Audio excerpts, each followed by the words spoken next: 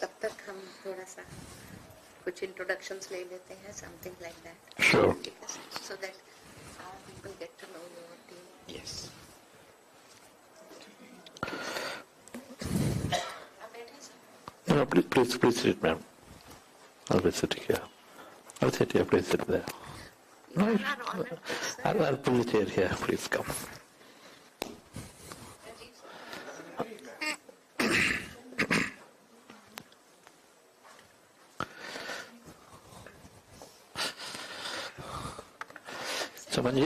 Sumanji, should I just move to that side? Yes. Sumanji, move to that side. Just one chair we have. Director sir is coming. Just that side, yeah.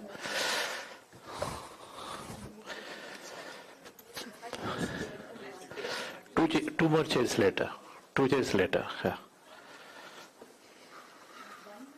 आप लोग को मैंने कहा ना Covid style बैठ जाइए, so that we have one seat free for people to come. Half of you go back to the second room.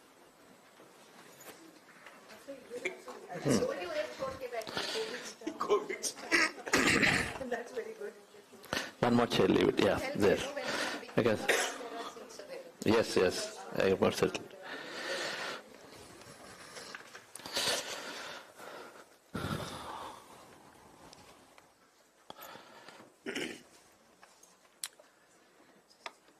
Good morning. A warm welcome to everyone. Sabhi ko namaste and all glories to the assembled devotees, friends, senior and the pious souls in this august institute. Greetings from AIIMS New Delhi and from the Department of Physiology, who is working from the front, leading from the front. And today is a special day in a different way, since we are taking the flame of spirituality around the world. Today is Mokshada Ekadashi. And who doesn't want to be elevated? Who doesn't want to get a moksha in whatsoever field? Everybody wishes to be at the zenith, at the peak, at the mundane of his or her career. When it comes to spirituality, we have all been raised and graviated towards the dharma, adhyatma, moksha, siddha. The all words look quite synonymous to each other. But unless we do not go deeper into that, we do not understand the science. आज हम सभी अपने अपने घरों से थोड़ी सी ठंड में जब निकले होंगे तो घर वालों से बोल के निकले होंगे कि पूछा होगा कहाँ जा रहे हो. सभी ने लगभग एक उत्तर दिया होगा कि हम एम्स जा रहे हैं. तो घर वालों ने कौतूहलवश जरूर पूछा होगा सब ठीक ठाक तो है, एम्स जाने का मतलब क्या है. तो हमने अपने मन में ये जरूर अपने आप को कहा होगा कि हम तन से तो बहुत सुखी हैं, apparently we are very healthy, मन से भी हम खुश हैं, लेकिन कुछ और है जो खुशी के बियॉन्ड है, वो है आनंद. उस आनंद की तलाश के लिए आज हम सभी यहां आए हैं. तो एक बात तो बहुत कॉमन है और बहुत अच्छी है कि हम सभी whatsoever in our hand, we are expecting much higher so that we can stay high forever. और अगर हमारे पास कुछ ऑफर करने के लिए जो आज हमारे पास है उससे अगर कुछ अच्छा है, तभी आज हमारे पास जो है उसको हम किनारे रख सकते हैं. सो अच्छी बातें करना, भाषण देना, खूब अच्छे वर्ड्स को बोलना, ये सब तो बहुत राउट लर्निंग टेक्निकल बातचीत है. लेकिन चूंकि विज्ञान का ये कहना है कि जब तक मैं किसी चीज को परख नली में नहीं देख लेता, unless I do not prove it, I cannot see it, how I can believe it. आध्यात्म कहता है unless you do not believe it, how you can see it. तो आज दोनों चीजों को हम सभी इस कार्यक्रम में, इस वर्कशॉप में, मैं सबसे पहले माननीय निदेशक महोदय who is coming from the academic section, he will be available in a short while. Professor K.P. Kochar ma'am, head of department, senior professor, very learned, very worthy, and known for her excellence not only in the field of physiology, and an acclaimed scientist. और इससे पहले कि आज हमारे मुख्य अतिथि, मुख्य वक्ता बुद्धा सीईओ के बैनर तले एम्स के इस सभागार में जो साइंस है बियॉन्ड फॉर द मेडिटेशन, उसकी न्यूएंसेस, उसकी बारीकियां आज हम सभी सीखने वाले हैं. लोग शायद थोड़े कम दिखाई दे रहे होंगे, कोविड स्टाइल में बैठे हैं, लेकिन इस बात को हमेशा मानिएगा कि हीरे की दुकान पे हमेशा कम लोग मिलेंगे, मछली बाजार में बहुत लोग मिलेंगे.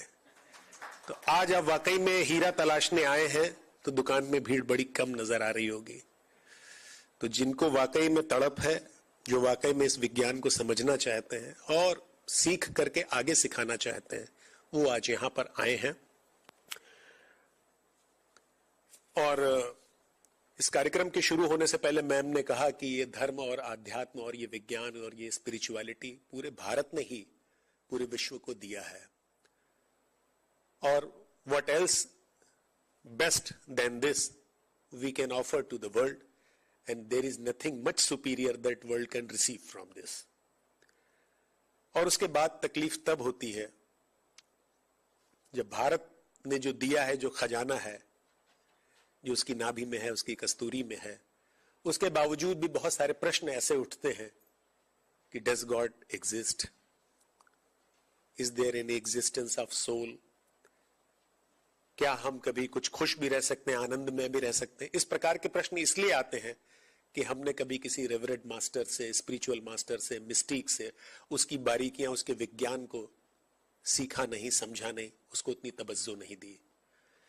आज वो समय है कि आज हम बहुत ध्यान से एक एक चीज को प्रमाण के आधार पर जो घट सकता है उसको हम एक्सपीरियंस करेंगे. और आप सभी का पुनः फिर से बहुत बहुत हृदय की सीमाओं से स्वागत, आभार और अभिनंदन है. ईश्वर से प्रार्थना है कि आप सभी एक मानस के हो जाएं ताकि हम सभी इस कार्यक्रम को, मैं राजीव जी का भी बहुत बहुत धन्यवाद करता हूं. सर, आपका बहुत बहुत धन्यवाद है. आप, your role has been really been very instrumental in all such spiritual activities. मेरे बाद मुझे तो केवल आप लोगों को थोड़ा सा उलझाने के लिए यहाँ पे मैम ने भेज दिया था कि थोड़ा सा माहौल बना दीजिए. और असल इंट्रोडक्शन और चंद्रा सर का परिचय और आज के टॉक के बारे में तो मैम को ही वैसे बोलना है, लेकिन अब मैम शायद डायरेक्टर सर को लेने चली गई हैं, तो सोचता हूं कि कुछ बातें आपसे कह दूं. एक बार कि स्कूल में टीचर्स ने अपने बच्चों को कहा कि सुनो बच्चों, कल पड़ोस के स्कूल के प्रिंसिपल हमारे स्कूल में आने वाले हैं, बिल्कुल भी शैतानी मत करना, और जो पूछा जाए, जो मैंने सिखाया है उसका ठीक ठीक जवाब देना. अपने स्कूल की प्रेस्टीज का सवाल है. सभी बच्चों ने कहा बिल्कुल मैम, हम वैसे ही करेंगे जैसा आपने सिखाया है. तय समय पर पड़ोस के स्कूल के प्रिंसिपल आए, आकर के पीछे बैठ गए. क्लास हुई, धर्म जागरण की क्लास थी. और जब क्लास खत्म हुई तो टीचर ने कहा प्रिंसिपल से कि मैम आप आइए और अब हमारे बच्चों से आपको जो इवैल्यूएशन करना है पूछ सकते हैं क्लास के बाद. प्रिंसिपल ने कहा कि बहुत अच्छी, बड़े डिसिप्लिन, बड़े मैनर में आपके बच्चे बैठे रहे, बहुत ध्यान से आपको सुनते रहे. जो लेक्चर आपने लिया है उसी लेक्चर से अब मैं कुछ सवाल पूछता हूं. उन्होंने कहा पूछिए. तो पहला सवाल उन्होंने पूछा, क्या भगवान है?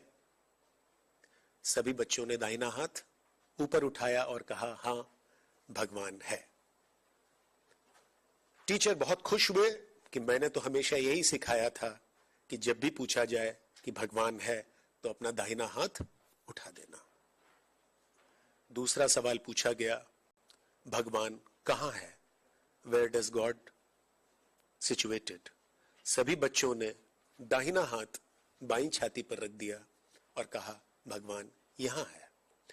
टीचर फिर बहुत खुश हुए कि वाह, लोकेशन भी बिल्कुल ठीक ठीक बताई, यही तो मैंने सिखाया था कि जब भी पूछा जाए भगवान कहाँ है तो ये बता देना। तीसरा सवाल जो टीचर ने पूछा, मैं चाहूंगा कि इस पर आप अब सभी अपनी तवज्जो दीजिएगा। तीसरा सवाल पूछा गया, दिल कहाँ है, वेयर इज द हार्ट। सभी बच्चों ने एक स्वर में उत्तर दिया, ये तो मास्टर जी ने कभी बताया नहीं। आज का जो लेक्चर है वो चूंकि विज्ञान पर आधारित है, स्पिरिचुअलिटी का दिल कहां है, उसका हृदय कहां है, ये आज हम सीखें और समझें। ऐसी मेरी भगवान से प्रार्थना है कि हमारा सबका सुनने का मन कर जाए। और सर का तो कहने का बहुत मन है, जो आज रेवरेंड स्पीकर हमारे बीच में हैं। आप फॉर्मर एग्जीक्यूटिव रहे हैं कॉरपोरेट में, और बहुत ही लर्नड, आप बहुत एक्लेम्ड एग्जीक्यूटिव रहे हैं। आज आपसे ये जो अमलगमेशन है, बिजनेस, साइंस, स्पिरिचुअलिटी, तो ये अपने आप में एक अनूठा कॉम्बिनेशन है। मैं राजीव जी आपसे निवेदन करूंगा कि आप आकर के हम लोगों के मध्य में कुछ बातें कहें। राजीव जी।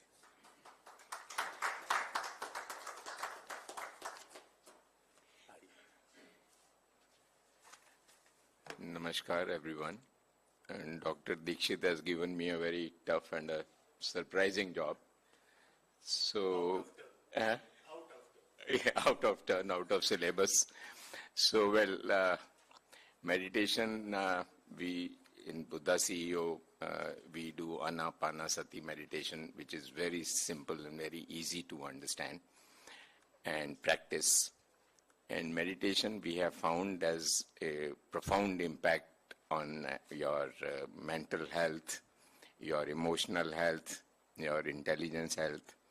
So Chandra sir is going to go deeper into all these aspects and then teach us how to explore these possibilities and make use of these in our daily life. And we, at least personally, I have benefited a lot from meditation. I've been meditating for quite a few years, 25, 30 years. And I have seen and experienced, the impact, how the universe helps when you seek universe help, how you request the universe to help you, and how the messages come to you. This is something to be experienced. Like he was saying that science says कि जो देखा नहीं उसका विश्वास नहीं, और spirituality says जो विश्वास किया उसी को देखा. So this is exactly what I have felt. And today Chandra sir is going to lead us much deeper into these aspects and teach us how to do it.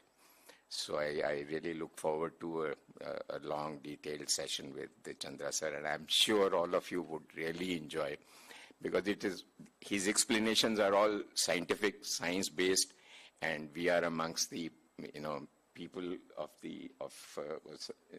science field who are from the prominent institute in the country. So we really look forward to some very interesting interactions with you, and I look forward to that. Thank you. Thank you Rajiv ji. तो इससे पहले कि हम लोग जब इस कार्यक्रम में आगे बढ़ें, तो बहुत हम लोग एक एम्स फैमिली की तरीके से यहाँ पे बैठे हैं, तो एक बार ये पता कर लेते हैं, जान लेते हैं, एक दूसरे से गपशप कर लेते हैं कुछ कि हु इज हु, कौन क्या है। एक बार इंट्रोडक्शन की दृष्टि से भी मैम ने मुझे कहा था कि हम लोग एक बार अपने बारे में थोड़ा सा बताएं।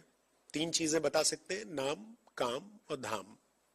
क्या नाम है, किस प्रोफेशन से हैं और कहाँ रहते हैं। तो सर हम यहाँ से शुरू करेंगे तो अच्छा रहेगा आपसे।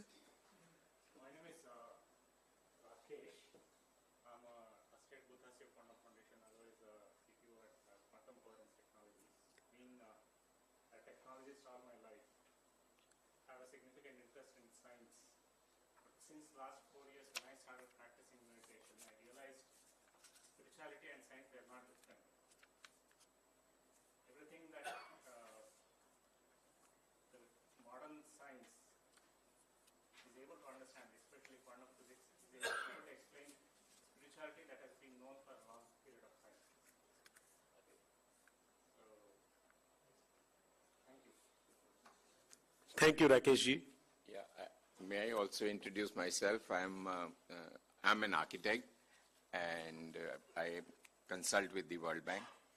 And the university here, Guru Gobind Singh Indraprastha University, is designed by me. All the Punjab technical universities are designed by me.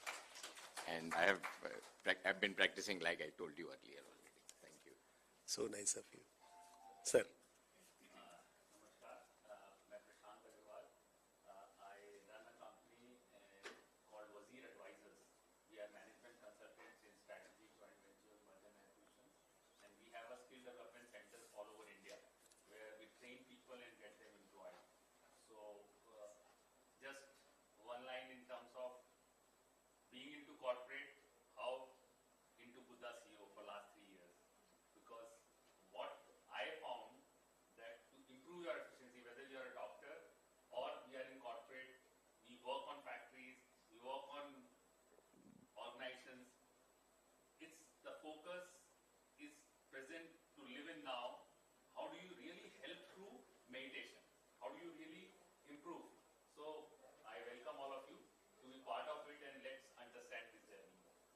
Thank you. Hi everyone, I'm Vani Chandrasekhar, and I'm a homemaker. But after I met my Grandmaster Patriji, my purpose of life spread the meditation. What I got my happiness, not with 4 people, my family, spread soul family. That's the reason this journey started.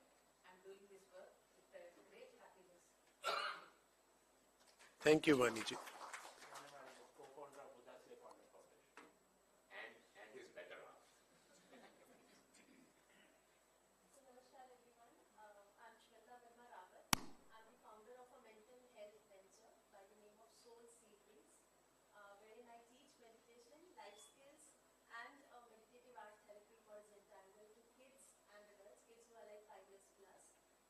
Living the purpose of my life through Buddha CEO Foundation, because through them I understood what life is, and I'm evolving every moment. It's like filled with bliss and joy. So welcome everybody to this forum. Thank you so much. Thank you. I'm Rajkumar from Coimbatore. We run a business in the lanes of textile and renewable energy. I'm part of the Buddha CEO Foundation. I've been practicing meditation for the last 4 years. I found a lot of benefits and would love to share our happy journey with them. Thank you.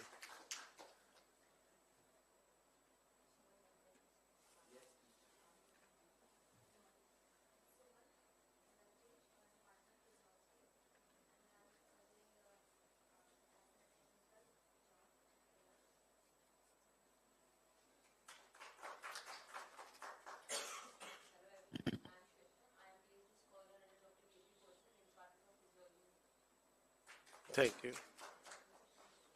नमस्कार जी, I am Kartikeya, biochemistry department AIIMS में। मैं ये meditation सीखने की कोशिश कर रहा हूँ, इसलिए आज इस प्लेटफॉर्म में आया।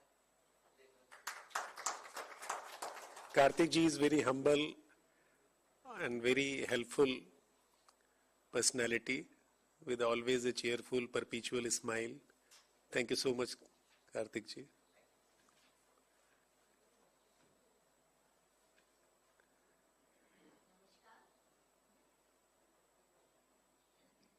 I am Manisha Gupta. I used to work in a DAV school as a PGT economics. When my body met with sarcoma cancer, I resigned there, and now I am connected with spirituality from the last 3 years. Wonderful. Thank you. Namaskar. My name is Anika. I work with World Bank. I am with Artificial Intelligence team of World Bank. And while I have not told this to even, so I've joined Buddha CEO as a volunteer this year. I have been meditating for quite some time. And while I have not even told Buddha CEO, I'm a cancer survivor. And meditation helped me a great deal. While there is a treatment which is more effective if you meditate and if you're mindful. Thank you, sir. Thank you so much. And I'm in Delhi. Yeah. Hi everyone, I'm Kavya Agarwal. I'm a lawyer by profession, and I've been meditating since the last 3 years. And like as a young person, I feel when I look around and I see so many young adults struggling with a lot of mental health issues and just, trying to find different answers in life about why things happen a certain way, why we have certain experiences. And I feel that meditation and reading all the books that, they recommend has really helped me change my perspective and manifest things in my life. So I really recommend meditation to everyone, as it has really helped me a lot. Thank you. Morning, everybody. I am Dr. Ashok Ahuja, ex-professor and head Department of Sports Medicine and Sciences from National Institute of Sports, Patiala.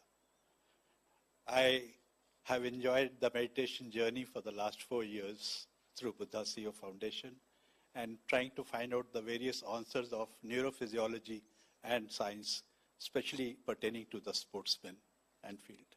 I'm based in Noida now. Thank you. Thank you. Good morning, everyone. I am MP Singhal. I served in the Ministry of Communication almost 38 years, and now I am still associated with the ministry, doing the development of 5G, 6G, and cloud computing. But otherwise, my main job now is to explore myself, to know myself since last 4 years. Kya baat? Yes. What exactly is the life with the Buddha CEO, and I am trying to volunteer with them to the extent which is possible. I live in Dwarka, Delhi. Thank you. Thank you, sir. Thank you, sir. Namaste, everyone. I'm Namita Singh. I'm partner in Sysmis Technology, was looking after non-technical work. For last 5 years, I have turned totally a homemaker, but I had joined Buddha CEO Quantum Foundation 4.5 years back. Since then, there is no looking back.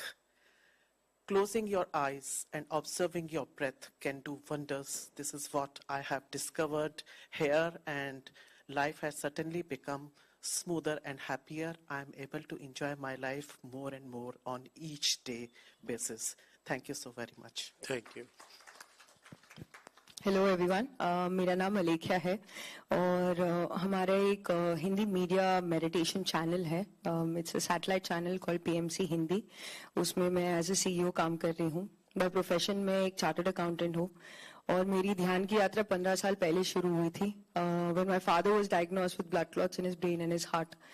So how health not being okay impacts the family is what I started the journey with. My father healed himself completely within 6 months of meditation without any external medication at all, which for me seemed miraculous. But I'm a skeptic. तो मेरी journey ऐसे कैसे हो सकता है करके मैंने बहुत पढ़ाई करना शुरू किया उसके ऊपर. So I would say that I have a research bent of mind, and at that time I was studying to be a CA student. So fear, competitive exams, fear of failure was something that gripped me. And while I saw the benefits of meditation physically on my father, mentally on my mother because she was managing the house, emotionally for me as a student, how can I overcome my fears, which no one teaches you. Everyone talks about it, everyone motivates you, but no one teaches you how can you actually do it. And through the journey of self-realization, which happens through everyday practice of meditation, I found the purpose of my life. We've all come here for a reason. All of us in our रोजमर्रा की जिंदगी में हम कुछ ना कुछ routines में हैं. But there is a deeper meaning of why we are alive, what we are meant to do. It could be in any profession that you choose, but we all go back home as individuals living our lives. So why am I really born? I got the answer through the absolute silence that you get in meditation, which now I understand science is yet to explore completely. So we're very, very, very grateful firstly to Kochar ma'am, the entire AIIMS community for keeping an open mind, because that's very important. Spirituality starts with keeping an open mind. To keeping an open mind, to learn through your own experiences, and you too will be sharing this at some platform, inspiring someone to start their journey. Thank you. Hi all, I'm Vinita Agarwal, and I also started, I was in education department for 12 years and then started my own skill assessment company. And I never believed, any kind of guru or Mahatma, ki mujhe lagta tha ki they all are, teaching you wrong things, or we always see in the TV. So I was looking, my life was very, very happy, everything was going very smooth, but somewhere or something, I was looking for something, that I need peace in my life or some kind of another happiness. And when I saw a message in my WhatsApp, person from IBM company, vice president of that company is teaching meditation. I thought might be this is something which I can, understand better, because when we are educated, we are not able to understand at times gurus or pandits, but might be he can teach me something which is scientific way. And that's how I got influenced by Chandra sir and Buddha CEO, because the type of understanding I was looking, the scientific understanding of meditation, that what is the science behind it? Why should I or any other human being should understand and do this practice? I got this understanding from his lessons. And that is the reason my whole family is now into meditation. And we all can see the benefits, what we have imbibed through this, the awareness, how not to react, how to respond, how to, as Alekhya said, how to fight through our fears and have this belief that we are limitless.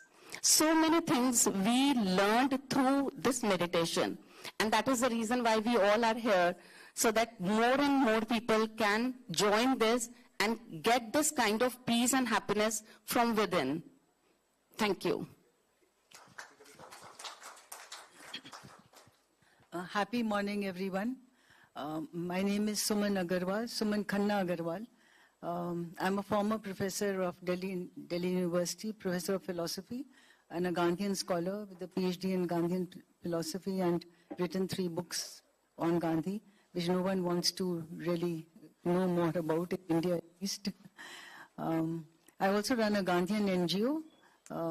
We work in 17 South Delhi slums in Kalkaji, Goindpuri area, and also in Tughlakabad village. It's a holistic NGO. So we work in education, health, women empowerment, skill development, also an old age home, and also a center for non-violence, where we are working for a world beyond war through the promotion of non-violent defense. Regarding my spiritual journey with, I had a lot of faith already from reading the Bhagavad Gita. So a lot of faith in whoever you may want to call God, the ultimate power. And I knew that the more you surrender, the more you get. But I must say that meeting Chandra sir, and he really put a stamp on everything. I'm also not a guru person. So, and I have been a seeker all my life. Like I did the Art of Living course, then I did Isha Foundation. I went to Coimbatore with Sadhguru, then Silva Method of Mind Control, Brahm Kumari's Vipassana, all that. But I must say I did not get what I was looking for. I only found it here through Chandra sir and through his meditation.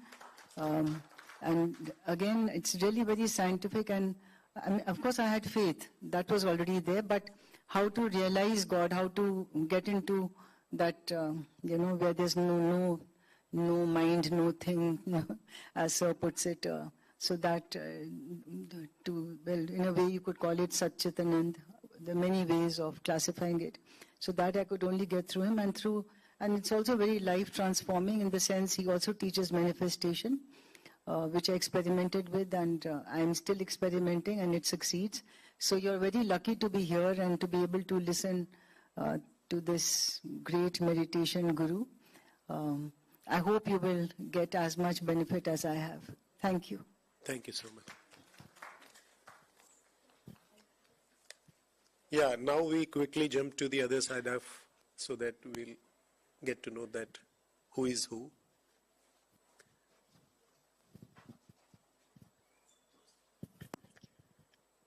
Hello, my name is Shailendra Jaiswal. I'm currently working in trauma center, AIIMS Trauma Center, Emergency Department as CRO. I'm based at Mayur Phase 1, Delhi only. And this is my first meditation session over here. That's all I can say. I am Rinku Sani, work in AIIMS Department of Physiology as a technical officer under Dr. K.P. Kochia. She is the one who generates the evidence relating to all interventional practices, yoga, meditation, heartfulness. एक बात और कहना चाहूँगी कि मेरे को अपना personally जो स्पिरिचुअली स्टार्टिंग मेरी डिपार्टमेंट ऑफ फिजियोलॉजी से ही हुई और अंडर डॉक्टर के.पी. कोचर के. Hello everyone, myself is Davinder Kaur and I'm working as a technologist, Department of Physiology, and I'm performing various cognition function tests in this physiology lab. And one more, I'm very, very much thankful to our HOD ma'am, Dr. K.P. Kochar, and other diamond faculty from our AIIMS, which we learning meditation, spirituality, how we live happy life for this, and they are doing very great job for us. Thank you.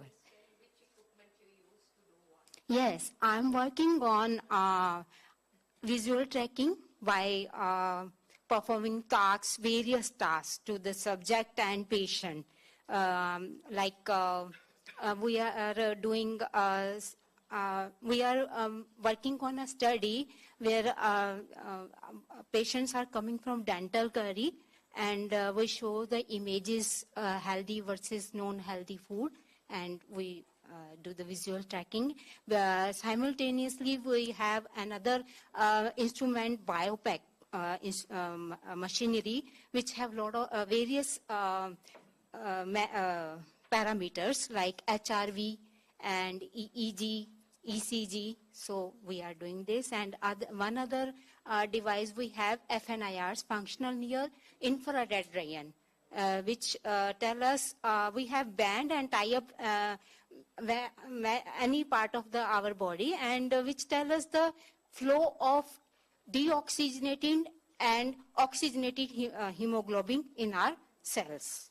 So these are the, thank you.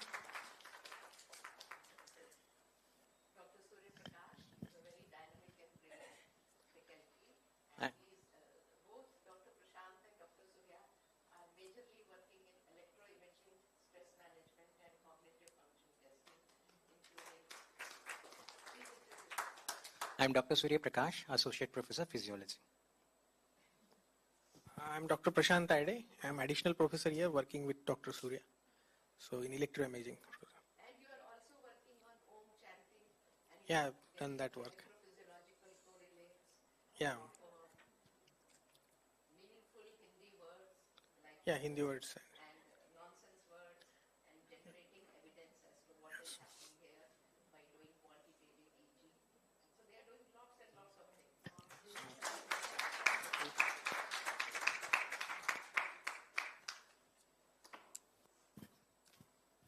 Good morning, everyone. I'm Dr. Shital, and I'm working as a senior resident in the Department of Physiology. Hello, everyone. I'm Dr. Rinku Yadav. I'm working as senior resident in the Department of Physiology.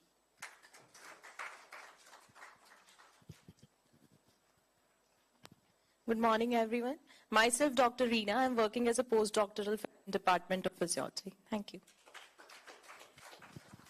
Good morning, everyone. I'm Dr. Ankita Nandi. I'm working as a project scientist in Department of Physiology. Thank you. Hello, everyone.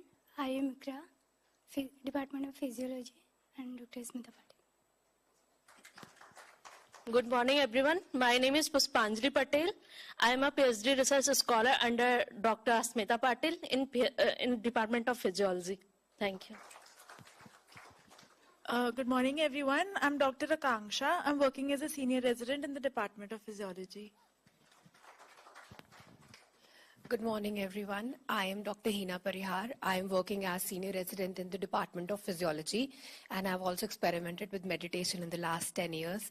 I had joined Soka Gaggai International and Brahma Kumaris, and I've done the course with Isha Foundation as well. So I'm hoping to learn something new today. Yes, ma'am. So the SRs of our department are involved in intraoperative neurophysiology, in which when the neurosurgeon is operating on the brain or the spinal cord, we measure potentials which are emanating from brain and spinal cord, and basically we tell the surgeons what part to cut and what part to spare, so that not just the life of the person is saved, also the quality of the life is saved, so that they are able to move their hands, they are able to talk even after the surgery. So our department has been the pioneer in this part of the world to start intraoperative neurophysiology monitoring services. The anesthetist looks after the vitals, but we look after the critical brain areas, so that, like the language area, to be preserved when we are doing surgery for epilepsy or trauma-based surgery. And you may have read in the newspapers about somebody listening to music conscious, and that is the time when we are measuring those electropotentials to see and to warn the surgeon, don't go nearer, this is an important area, its waveform is changing. So biological markers take a slower time, ones which anesthesiologists map, but ones which we map take at the most milliseconds, I could say. And the same is for spinal surgery, where we have to preserve the reproductive functions and the sphincters, urinary and anal, of the patient. So that is where, and Professor Ashok Jaryal, Professor Deepak, they have been pioneers in this. And there are many of our faculty, including 9 dedicated clinical physiology residents. So that's what we are doing. Reena, just tell them what the laboratory is doing, because many of our faculty has gone to Chennai. We are having our annual conference for 3 days. Yes. आप हिंदी में बता दीजिए. हम स्टीरियोटैक्सी surgery करते हैं to create the model जो like Alzheimer's and Parkinson's pre-translational models, like animal models, rat models of various diseases like spinal cord, Parkinson and Alzheimer's, and फिर उनको हम magnetic stimulation therapy देते हैं, which is a non-invasive one. So we see the effect of magnetic stimulation on various diseases like Parkinson and Alzheimer's, and we are also working on transcranial magnetic stimulation therapy on patients like spinal cord and Parkinson's, and as well as cerebral palsy patients. Thank you. माननीय निदेशक महोदय हम सभी के मध्य में उपस्थित हो चुके हैं. We welcome you honourable director sir.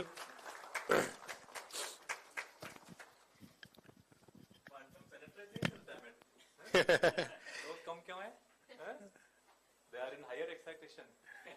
You bring them into lower excitation for this status of realization. Huh? I know.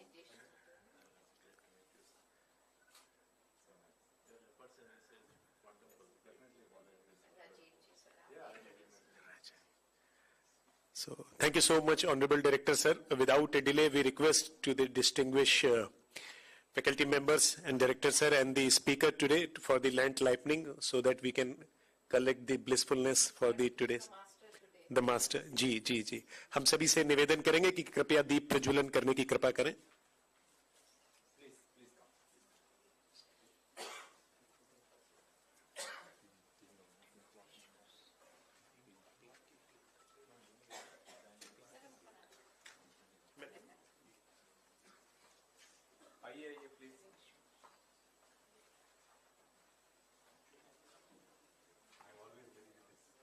Simple, easy. For me, it is very easy to take off shoes.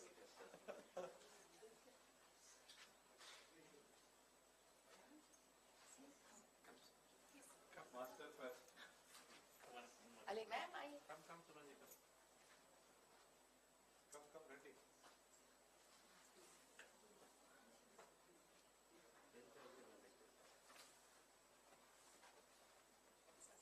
Master first. Masters first. There are many masters now. We do together. Yes, that's good. Knowledge is good.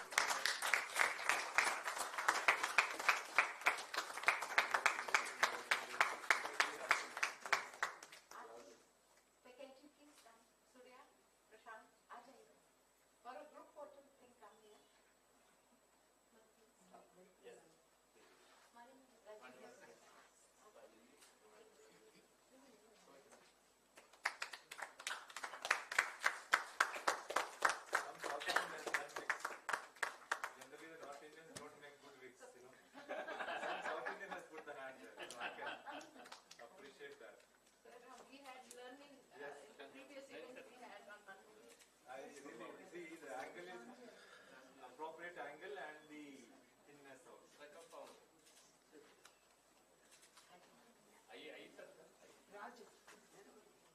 Sir, Prashant is working on Om chanting and quantitative correlates. Surya is very brilliant. Himself also doing a PhD in lighting. Professor Apnasati. चलो भी एक अच्छा सा photo निकाल लीजिए. And they are also with the defense making a robotic model and Neutron, proton, electron सब दिखना चाहिए. Don't remove anything.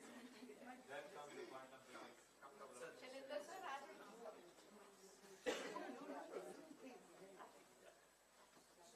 फोटो में एनर्जी डिफ्यूजन दिखेगा? नहीं दिखेगा?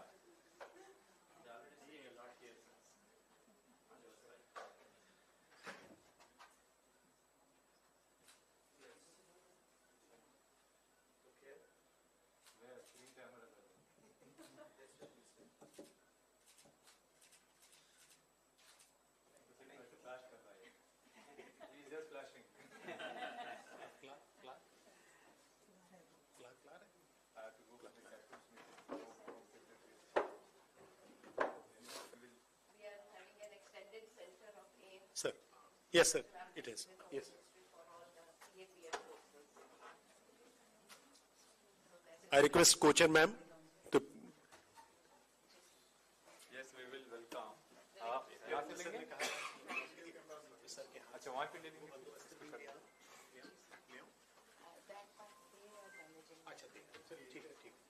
यहीं पे आ जाएंगे? ठीक. But how will you carry this? You have to give empty one. बता देना उसको. जी, sure. Which city it will go?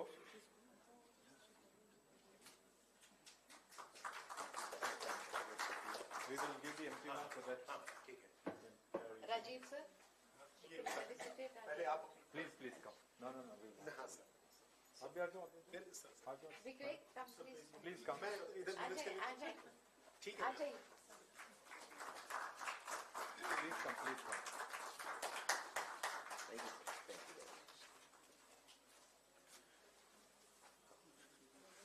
We request Honorable Director Sir, AIIMS. Yes, what an honor.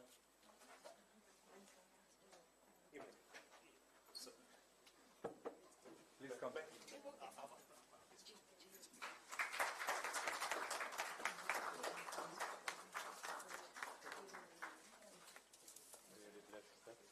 Look forward that some amount of excitation will happen in this institution by you.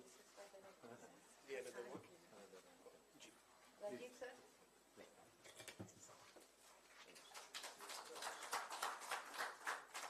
एक लाख और था क्या? दो ही दिए. तीसरा था plant.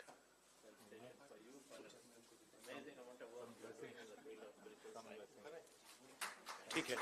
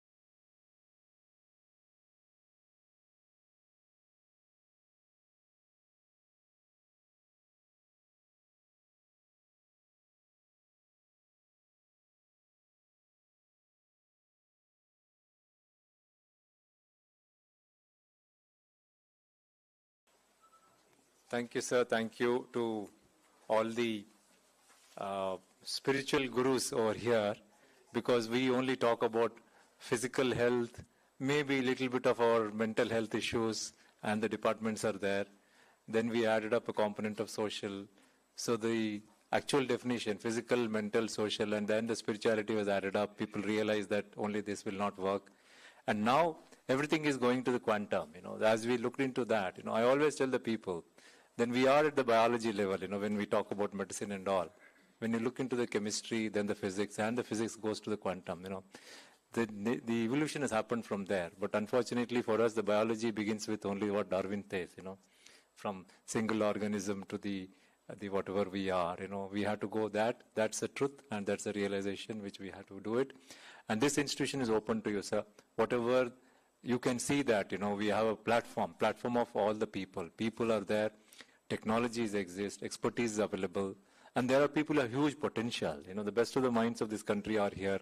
So it is up to you to ignite us, inspire us, and then get that excitation so that we are in the path of, giving back to the society. Eventually, we are looking at the social impact which we carry. Whatever we do for the country, we do for the patients who come over here. Hope that the connect between the organizations continues, and then we get this, whatever the blessings you have, whatever the training you give us, and then more and more of our youngsters will understand and get that realization that, there is a lot of science behind this. It is not just the so-called spiritual or billion sisters or something. And beyond that, we will move forward, sir. And I'm sure this video recording is being done. More and more people will listen to you because it's a working day, so everybody is busy in the hospital. But definitely we reach out. And then my request to Madam and the team from the AIIMS is that, get connected to them, continue with this process so that the real benefits are coming not only to us, but also to our patients, to this institution, eventually for the country and the mankind. Thank you very much.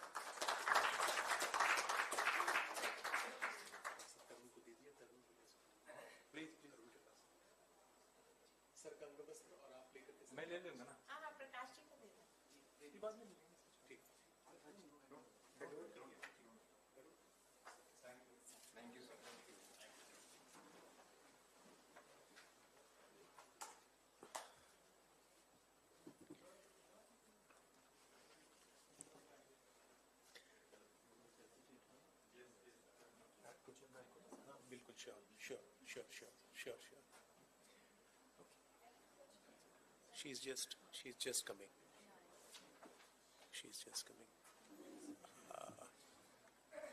Thank you so much, ma'am. Thank you, Honorable Director, sir, for giving a wonderful message in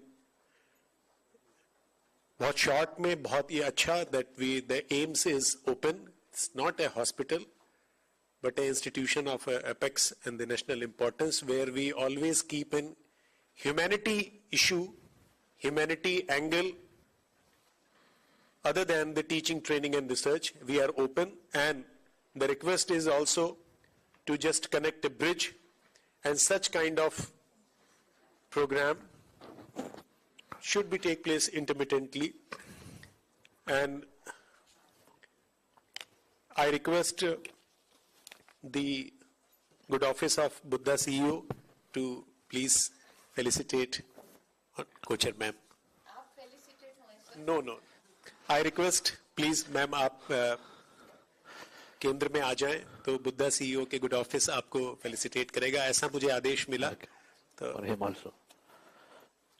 Please ma'am.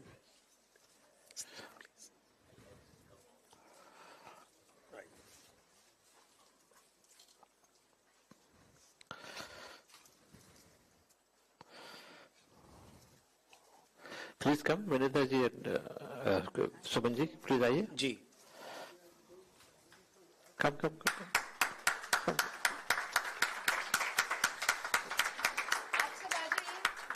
जब hall में कम लोग हो तो हमें खाली seat के लिए भी ताली बजानी है. जो सीटें खाली रह गई हैं उनकी भी जिम्मेदारी हमें लेनी है.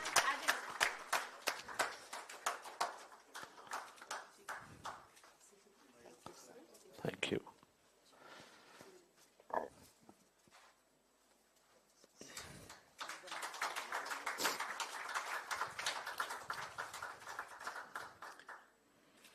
Thank you. Thank you. BMM you have to keep. Put BMM also. BMM into it. Small book. Please come, sir. Yes, sir. Please come.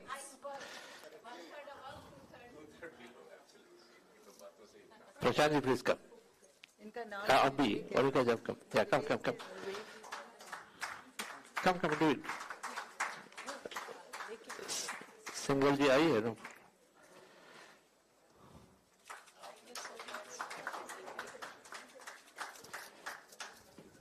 Yeah, please look at this. The picture there.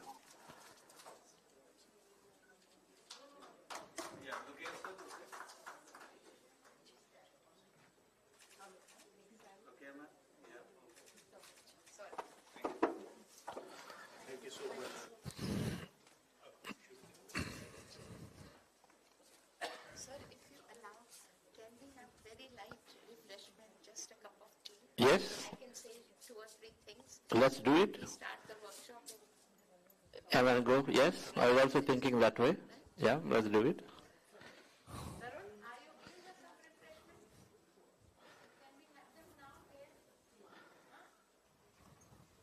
तो refreshment यहाँ पे या उस तरफ जाना पड़ेगा hall में? It's coming here. चलिए, meanwhile तो ये तो बहुत अच्छी. I'm really truly humbled and honored. Yeah, we can do here. I'll speak at the start. We can have some engagement going. Yeah. First, yes. Let's do that, madam. So, sure. At the valedictory, I sum up most of the things. Sir, it's your time primarily. Okay. Okay, madam. Thank you. Sir, we request to please take us to the journey. Thank you, sir. So the refreshments will come here then.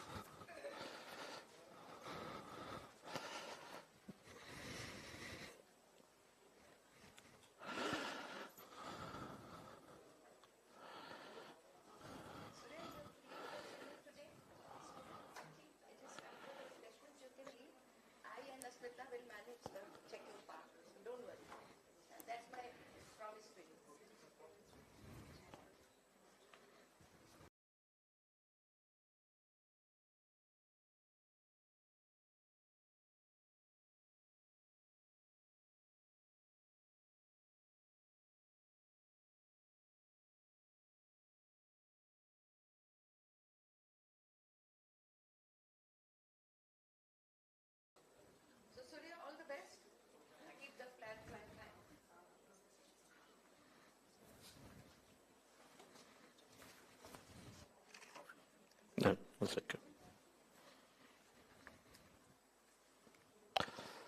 Okay. Yes, I generally stand and then walk around. Okay. Nice samosa and biscuits are there. Happy morning, dear friends. Since we have a little, madam, I said, okay, I said nice samosa and biscuits, I'll have a little bit. So we close at 1 o'clock. Kochaji, we close at 1:15. That's the time. Okay.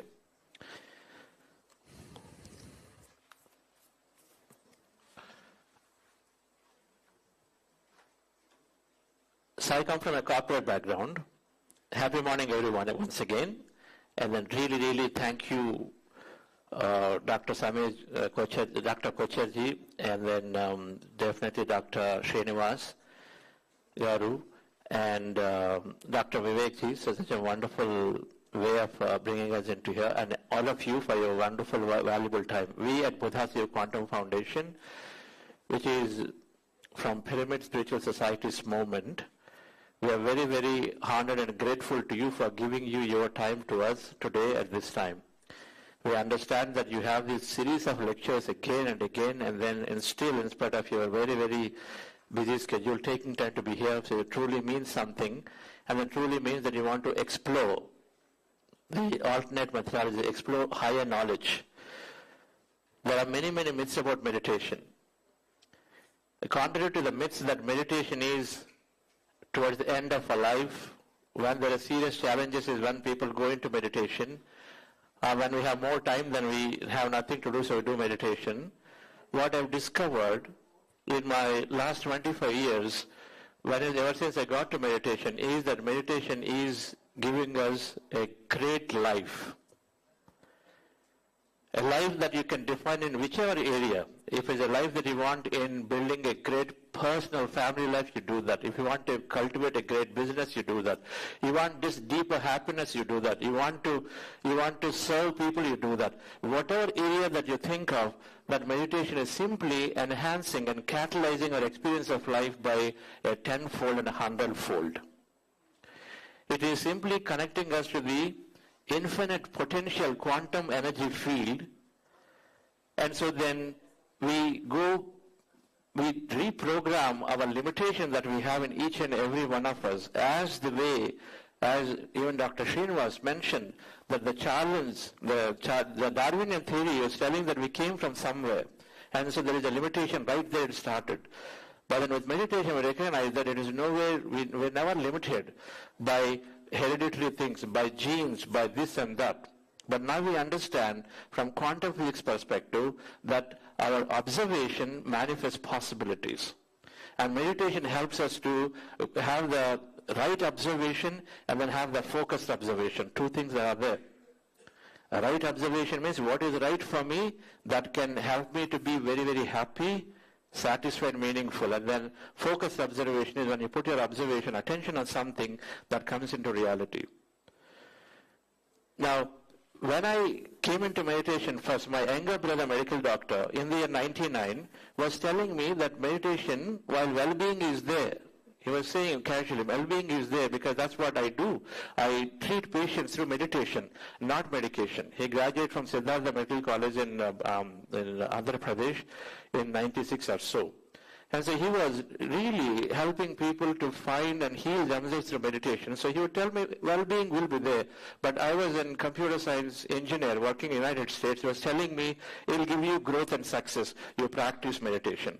And then to me, there was a total, like how meditation and growth and success, what's connection?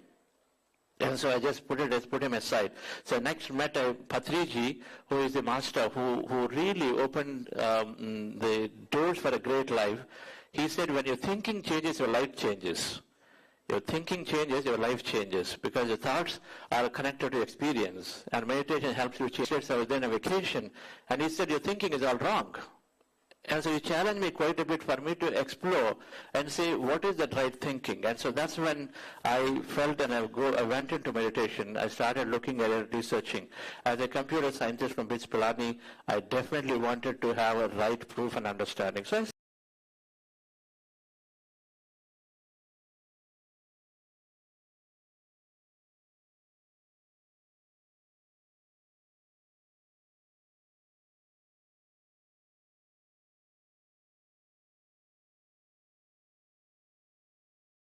started experimenting.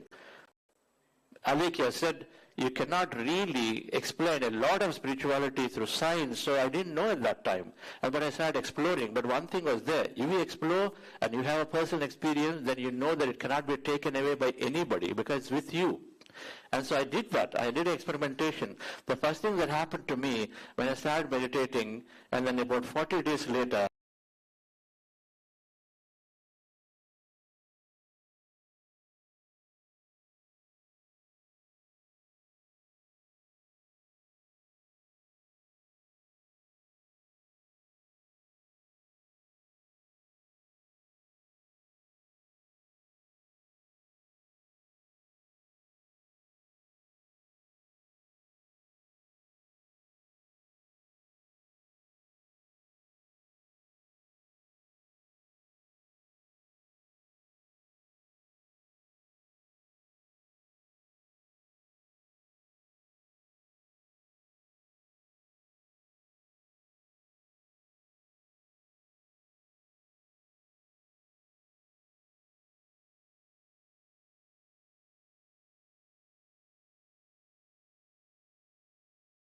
work. I started looking forward to going to office than to feel people that I thought were not cooperating with me. They're biased with me. My manager was biased, always thought.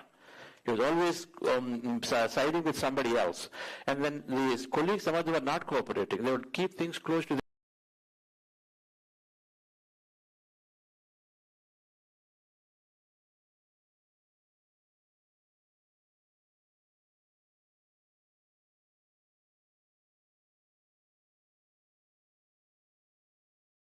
should get unblocked. And for me, it was not happening.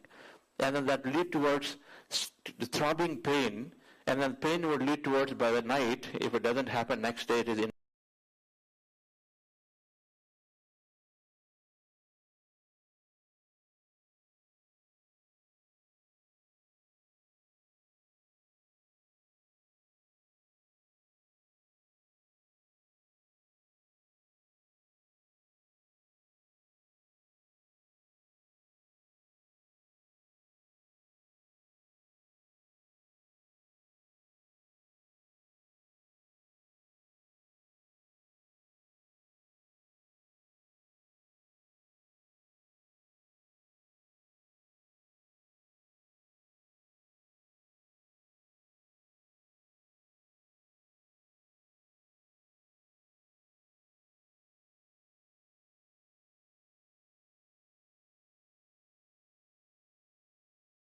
avoiding air travel. But after 4 months of meditation,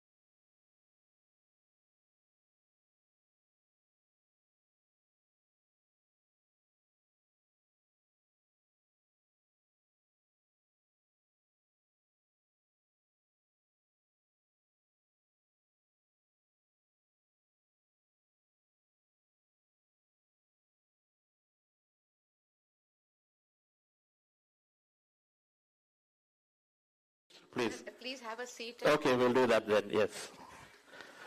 So, AIIMS, we have all understood what he has very nicely said. And the nice quotients they have said about physical quotient is physical health or the physicality we have. Then IQ, that is our intellectual working of what we call brain and not the mind part. Then emotional quotient, we have all talked about it and we keep having at least 5 or 6 workshops for faculty and different grades of our secretarial officers, our nursing officers, our technical officers, the whole healthcare provider team which supports, including medical social service officers. Then we come to the spiritual quotient, which is what Director Sir had initiated this, that every month have 1 or 2 sessions, sometimes maybe during lunchtime, sometimes into whatever time we can squeeze through, so that everybody is covered. And in your language, the verticals and the horizontals are covered that way. You said a very nice thing, assigning a value or according some meaning to what is happening. So events are neutral or secular, as we say. So in the language of IT, the sign equal to, we don't call it equal to, we call it assignment operator. That's it. So our team is sitting here. Not only our department, there are so many departments here, and whatever nice things you have mentioned, we are all doing it. Science today also says the same thing. So, sir, it is the evolution. That is, science and spirituality are 2 sides of the same coin. Correct. And one cannot exist without the other. The scientist who is working in the laboratory from morning till evening, forgetting tea, coffee breaks or lunch breaks and on the go, that is also a spirituality. So, few decades back, the concept of default mode networks in the brain came up. It happens with machines also, or brain-computer interface also. So default mode networks are when our brain is not agenda-driven, it is resting at the back, but things are going on, what we call the housekeeping activities. So they are going on, and enrichment of default mode networks helps us for, as you said, rest, recuperation, restoration, rehabilitation. And it is very important because neurons are active all.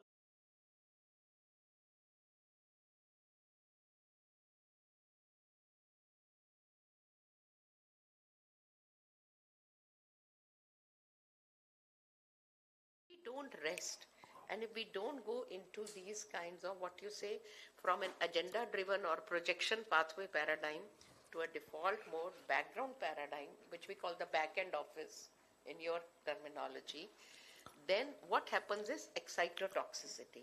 That is, if they don't get time for the neurotransmitter turnover or the vesicles which have been released, the membrane turnover, or metabolizing them and then converting them to precursors once again.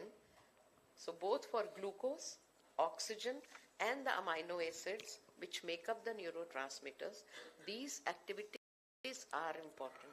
That is where meditation works, because while a person is meditating, which means not being engaged second rate all the time. उसने मुझे क्या बोला, मैं उसको क्या बोला, action reaction, and the whole reverberating circuits going on. So this is what we also teach our undergraduate students and postgraduate students and scientists, that you have to sit back and observe. So whether it is our scriptures which say the whole thing is Maya or a play going on, as Lord Krishna says, it's a Leela going on, and you have to be sitting back and just observing. You are part of it also. You are doing your accorded duty, but you are also observing the same thing. And once we get into that detachment mode, then things become, as you say, very easy. A job doesn't become a drudgery. It is almost like worship. When we say work is worship. So that is one. And the second is that we are able to map these pathways and show that our brain also has, Prashant Surya, a dorsal stream and a ventral stream. So many times when we have psychiatric disorders or you have neurodevelopmental disorders in children, and at the other end of the spectrum, neurodegenerative disorders in adults, this is when there was too much for the brain to handle, as we use the term overwhelmed. So meditation helps us in not being overwhelmed and to take things as they are. And the last quotient which he has very nicely mentioned, and youth ka favorite word hai manifest. No? We have Delhi Times and all those actresses saying, so manifest quotient means the lived experience of your thought. Okay, so that is the way, sir. Our language and your language are quite aligned. Yes. Only the alphabets are different. Alphabets are different, yes, sir. Which we have to bridge in a way that everybody can take it. Thank you, madam. That's wonderful. And yes, and then what was used to be called the psychosomatic medicine, somehow the different disciplines and departments, they wanted to have their own, preeminence, and therefore a word came up which we call consultation liaison psychiatry. That is the branch of psychiatry which is actually doing 80% of the work, which means a person is very anxious, tomorrow morning has to go under the knife, is to be operated. So how the psychiatrist team goes, explains to them that we are doing our duty, this is your duty, this is not your fault, you didn't bring the cancer on yourself and stuff like that, to make it totally neutral, which we call in psychology language normalization. So madam is from philosophy. So many thoughts in our AIIMS Medical Humanities Initiative, which I am leading, these are the branches which we are trying to work on. Ethics means just good conduct, just do your duty, like Arjuna was told by Lord Krishna in the battlefield. And we keep talking about that Bhagavad Gita or Srimad Bhagavad Gita was the original cognitive behavior therapy which India gave to the world. 100%. Last thing, sir, I'm not then talking in the valedictory. I thought I'll just join and collaborate that even in the brain today, we don't have a center-based approach. Mm-hmm. We have a connectome approach. That's right. Which has inspired the artificial neural networks also. That's right. It was not a center-based approach or just the hubs, but now it is hub and spoke model. So it is not just top-down, it is bottom-up, as well as right, left, and all kind of meridians and degrees and whatever. So that is how the brain is working, and that is what gives us our launching pads for deep neural networks and convoluted and everything. So we are scientists on one side are working towards artificial intelligence, but somehow we are forgetting the deep learning which meditation gives us. So we don't have to forget that. And therefore we are setting the ground for our youngsters and doing these series of work. And as Director Sir said, we are open to collaboration with you to generate scientific evidence using our equipment and showing how this is happening. Awesome. That's great. Thank you. That's wonderful, madam. All right, friends. So I'll come back in terms of what happened to us and why I was in a corporate job, and then I came to now Buddhasya Quantum Foundation, a non-profit, right? Like you said, at some point you realize your purpose. And so while I could be in my corporate job,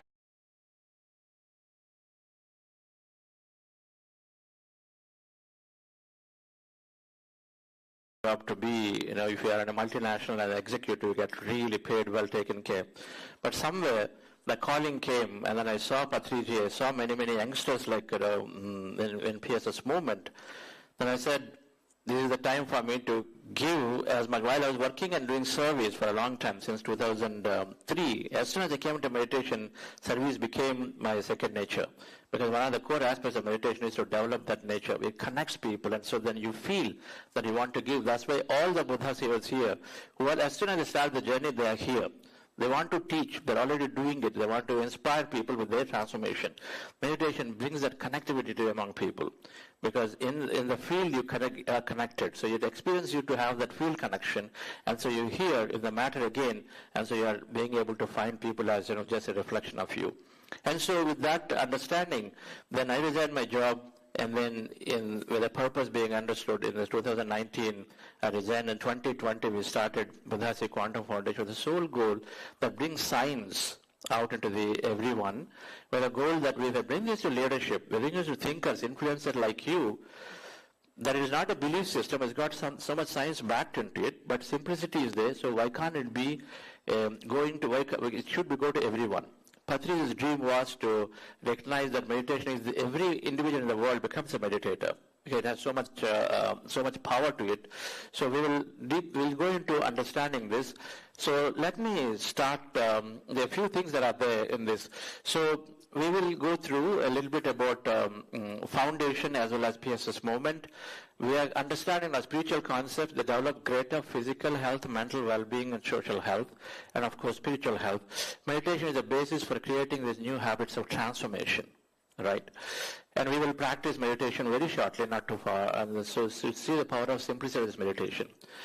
And so how meditation is helping, art and practice, we will do that, and scientific understanding, we will go into a little drill down deeper, and then how AIIMS could collaborate in this to lead this transformation, and we'll do some interactions also. So the first one, first of all, World Meditation Day was declared for United Nations declared as World Meditation Day, December 21.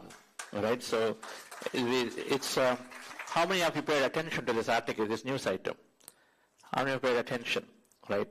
So this itself is an indication that where you place your observation, there things come into us. Right? It's not that you don't know. It's there. It's there flashing all over the news. But normally, when you put our attention, that things come into us. If you don't put our attention, it won't be there. A basis for the life experiences, right? And so we are celebrating this on 21st of this month, and every month, like yoga is on June 21st. United Nations declared it. Of course, India is forefront of spirituality, must be there in it, and it is there, rightfully so, right? So something great for the world. And Patriji is the inspiration for me and then for many of us here. He started this concept. He was otherwise a corporate man in Coromandel Fertilizers. He was an agriculture officer, marketing officer. So he realized the scientific understanding of his meditation. So he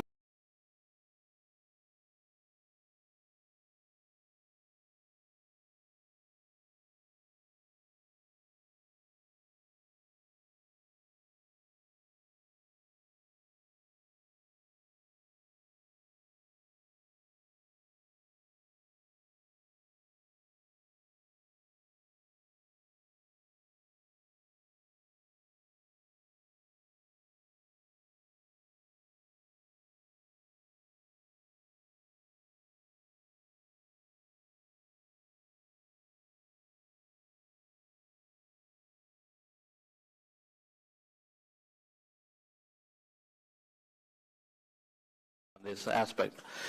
There are many meditation centers. And the pyramid, what you see here is a pyramid meditation hall in Bangalore. This is where I've been spending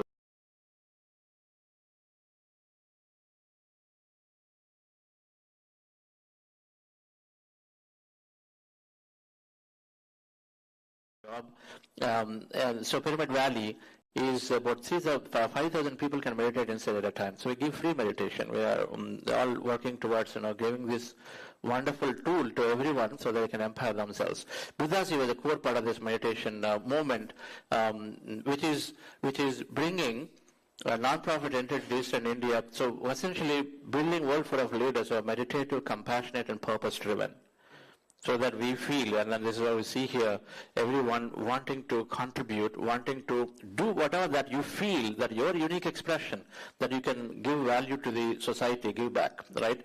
Not even give back, that's what the purpose of life is, to always contribute with your unique expression in service of others. That's something we understand. So with the scientific meditation wisdom. So since the time we started, we believe about 260,000 people learn meditation through us, while millions have been learning through PSS movement for the last 40 years.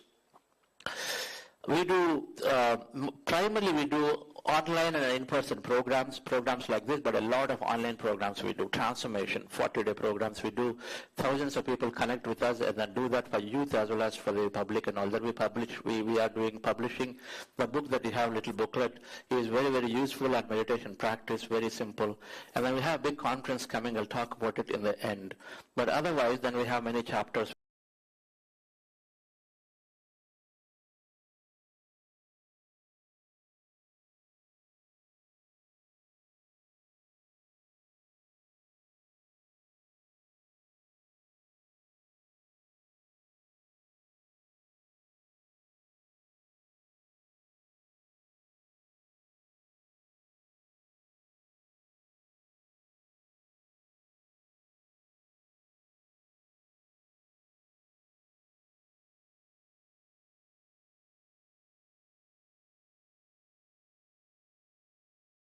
And then Dr. Ramani, who is Shankara Foundation, I know he's a strong practitioner. Sri Babsu and Padma Shri Karthikeyan sir will hear more as we go along. The former CBA director is big-time proponent of meditation, and that has been a great mentor to us in many, many ways. So we have worldwide. We see ourselves as engineers and corporate folks trying to bring masters and then researchers and everyone together to see how we can take this forward collectively towards, to everyone on the planet. That's really the idea of our purpose and our work at Buddhaseva Quantum Foundation. And so how is this helping? So I'd like to just play a video that we put together. The body achieves what our mind believes, especially when it comes to our health, illnesses, and its healing too. Well-being and energy determines the quality of life and our experiences. Feeling good always, living a wholesome life, and healing is not just a blessing for a chosen few. In fact, these are possible for each one of us. But what is holding us back from experiencing holistic health and well-being every day? And why? Studies across the world have indicated that most bodily diseases are psychosomatic. It is our past conditioning, childhood environment, our subconscious, limiting beliefs, and news and information we consume. To overcome the hold that subconscious beliefs have over our body and mind needs just one simple change in us: excellence of body and mind health. Simple meditation practice can ensure our holistic well-being, feeling increased physical vitality, working with sharper memory power, raises our emotional intelligence, experiencing social harmony. Achieving a deep restful state enables homeostasis in the body, reprograms our limiting beliefs, regulates our body hormones, decreases fear and anxiety, helps us access the most regeneration and creative regions of the brain. Research shows significant benefits of meditation. Cortisol levels dropped by 37%, immunity level rose by 113%, and blood pressure dropped by 6% in regular meditators. Cancer outpatient participants who practiced meditation in a trial were found to have an overall reduction of 65% in their mood disturbance and a 31% reduction in symptoms of stress. A study with nearly 3,500 participants concluded that meditators showed a greater ability to cope with pain and experience reduced pain sensations. For over 20 years, Neena Joshi, a senior leader in the IT industry, was suffering from what doctors had diagnosed as fibromyalgia, a condition which caused debilitating neck, shoulder, and back pain. In just 40 days of meditation, she, however, saw a remarkable improvement in her condition. 20 years ago, I had developed severe neck, shoulder, and middle back pain due to my constant air travel, and doctors diagnosed it as fibromyalgia. To my surprise, I saw a huge decrease in my fibromyalgia pain in first 40-day session. A doctor's search for happiness, truth, and meditation as medication led Dr. G.K., a practicing MBBS, to experience miraculous recoveries. Through the power of epigenetics and as a founder of spiritual tablets, He has empowered hundreds of people on the path of self-healing. Here is Manisha Gupta's story in her own words. A single woman and a teacher counselor based in New Delhi. She was diagnosed with desmoplastic small cell round tumor in the chest wall in 2018. Her journey from having undergone 37 chemotherapy sessions to now being completely medicine-free since the last 2 years and 7 months is not just a miracle, but a must-learn meditation science for everyone. जो सबसे बड़ा बदलाव था confidence और acceptance सबसे पहले जो मेरे अंदर आया और एक इंटरनल हैप्पीनेस अंदर से खुश रहना अब मुझे नहीं मालूम क्या ऐसा मिरेकल हुआ मेरे साथ कि मुझे बहुत ज्यादा एनर्जी मिली वहां से Mamta Rani's multiple health issues were taking a huge toll on her physical and mental health. Her story of how she cured her asthma, insomnia, sinusitis, anxiety and lung infection without surgery, but through meditation. ఎప్పుడైతే నేను ధ్యానం నేర్చుకున్నాను అంటే ధ్యాన ప్రవేశానికి వచ్చాను నాకుండే అన్ని ప్రాబ్లమ్స్ కూడా నేను ఈ రోజు పూర్తిగా బయటకు వచ్చానండి. Witness the inspiring healing journey of Peter Rice, director of Ramapur College Alumni Foundation in New Jersey. After trying many medical treatments for Anapanasati syndrome without any success, Peter says he found relief only through meditation. I have a serious medical condition called Anapanasati syndrome. Went to many doctors at different hospitals, tried everything to cure a severe pain that I was having, and the only thing that worked was meditation. Being the director of a software company and a corporate leader came with its challenges for Rajeshwari Mutham. In her quest to seek her way out of depression, she came across meditation, which not only gave her a positive outlook on life and emotional balance, but also helped her get promoted through positive intentions. In 2019, I began my meditation journey due to the severe illness caused by too much work stress. I sought help from my doctors and diagnosed me with the severe depression and acid reflux. And though the medication was suggested, I decided to explore national remedies. And unfortunately, I heard about meditation and I felt it was happy and I believed it would heal. And it was quite a journey actually. So I started about 5 to 10 minutes of sitting and gradually increased to more time. Within 3 months, I was able to sit for 40 minutes and I noticed my symptoms got improved as well. My work productivity has improved immensely. And within 3.5 years, I got 2 promotions and ultimately now I became a director of software engineering. Whatever medical science says it is incurable, impossible, generally I don't believe in it because I have seen with the thousands of debtors last 30 years I keep hearing these success stories, renal failure on dialysis, a person completely reversed. No dialysis, creatinine, urea, everything was normal again. Supreme boss of the body.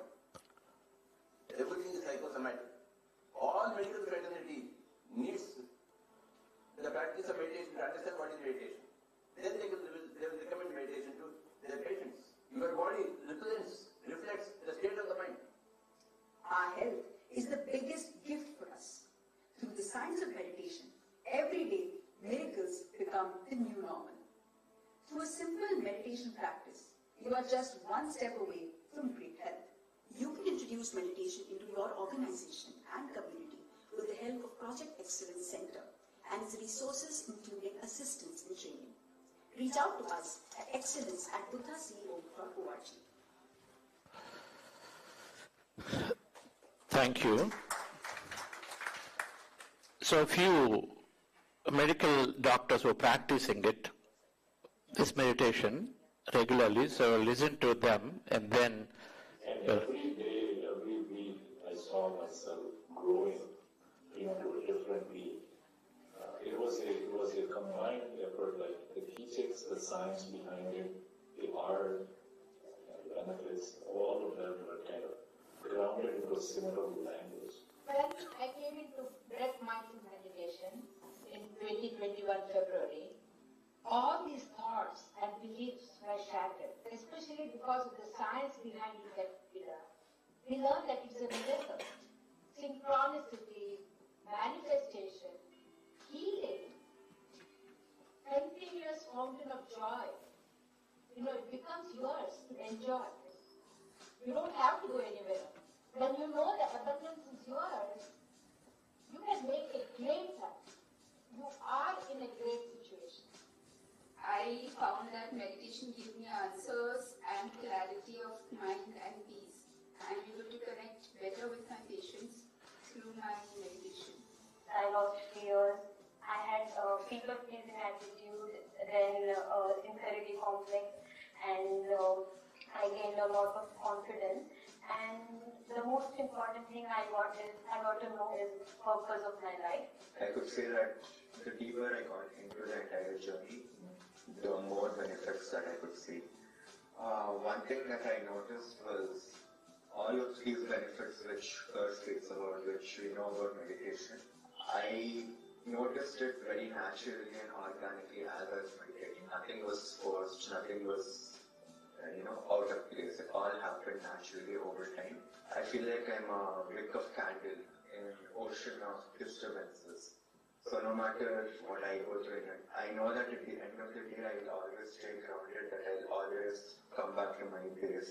After coming to know about Buddha CEO, Quantum Foundation, that Quantum Foundation draw my attention to Buddha CEO, and I listened to one of the video of Buddha Sir, which was shared by my friend Vishwanath.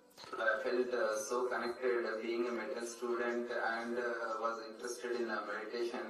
So combining both science and meditation, I felt fascinated to learn more. Meditation makes us realize the age-old dictum or Vedic dictum saying Aham Brahmasmi. There is a God in you. There is every day, every minute, there is an opportunity for us to learn from others. As much as we can. Something new. From wonderful joys experience to learn from others. This keeps us perfecting ourselves, my dear friends. And once this happens in a large number of people, and then we realize it is possible to do it.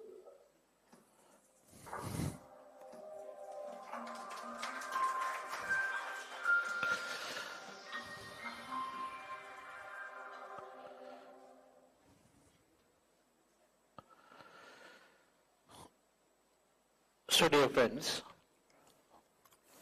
meditation, the small handout you might have, what we talked about, is holistic, increasing the physical quotient, as Madam talked about, these 5 quotients: intelligence, your productivity, growth and development, emotional intelligence, manifestation, achieving goals to manifest an experience, and then finally find meaning and purpose. There are 5 circles that we talk about in how it is helping us to increase. And so what is this, and then there is a lot of research, we will come back to these slides if we have time, that we are doing, and then in every aspect it is amazingly good. So what is this meditation?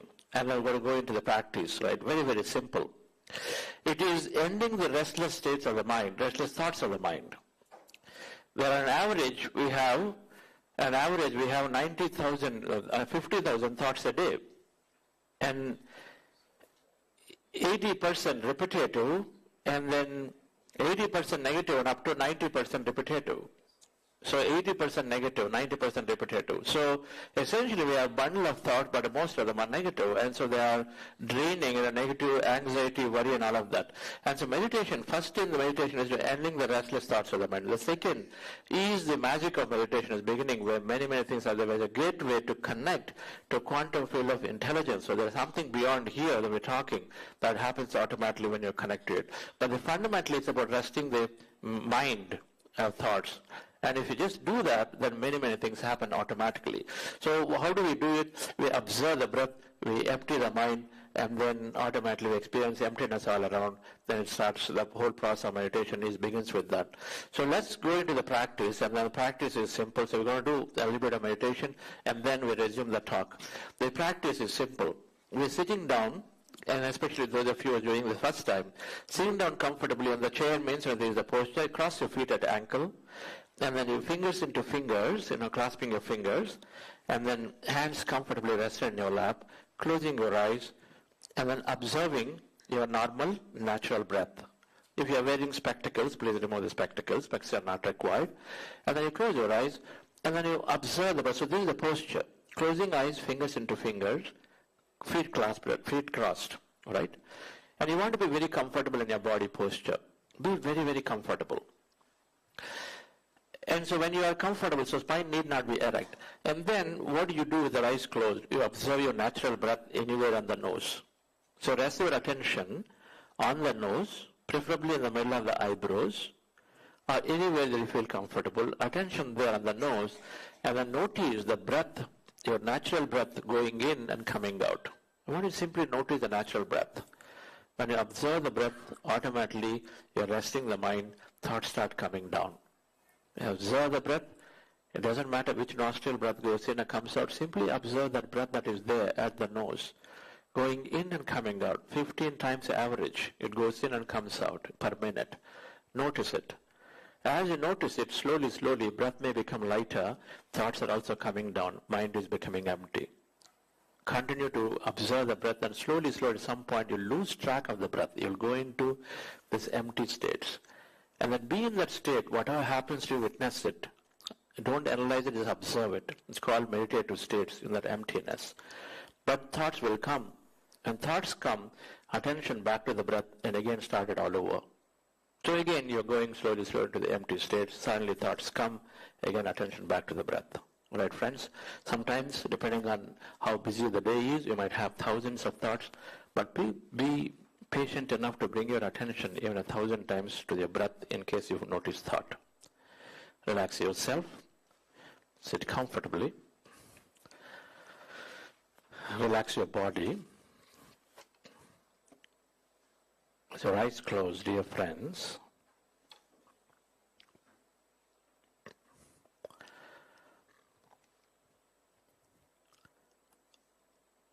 observe your normal, natural in-breath and the out-breath.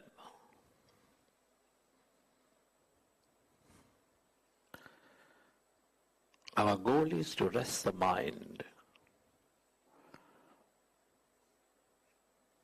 When you observe the breath, your natural breath, the way it is, slowly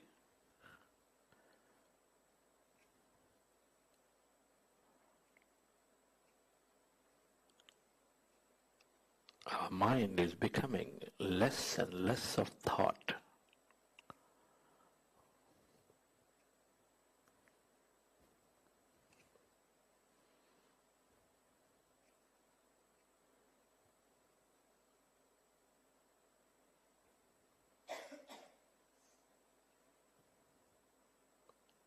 I'm going to play light music,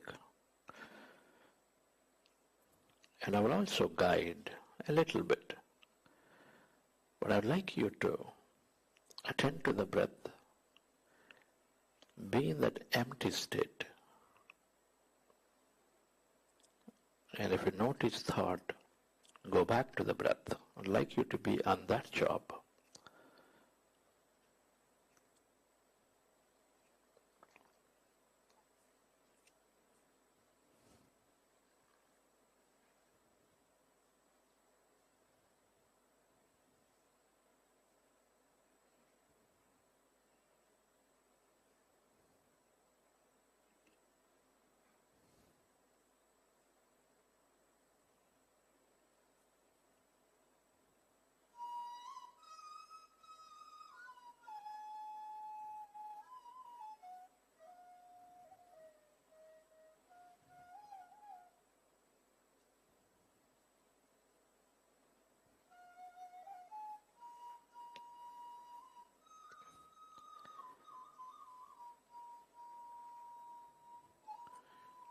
With your specs removed, eyes closed, observe your natural in-breath and the out-breath, dear friends.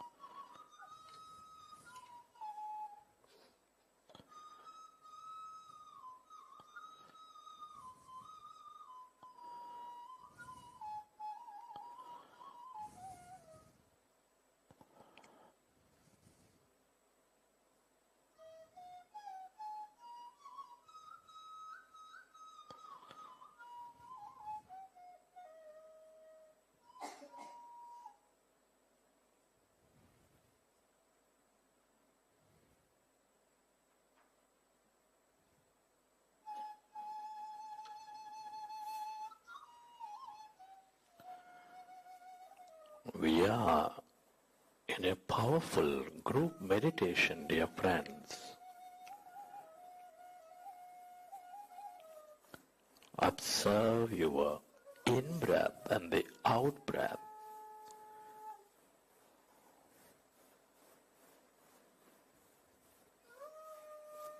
With your eyes closed.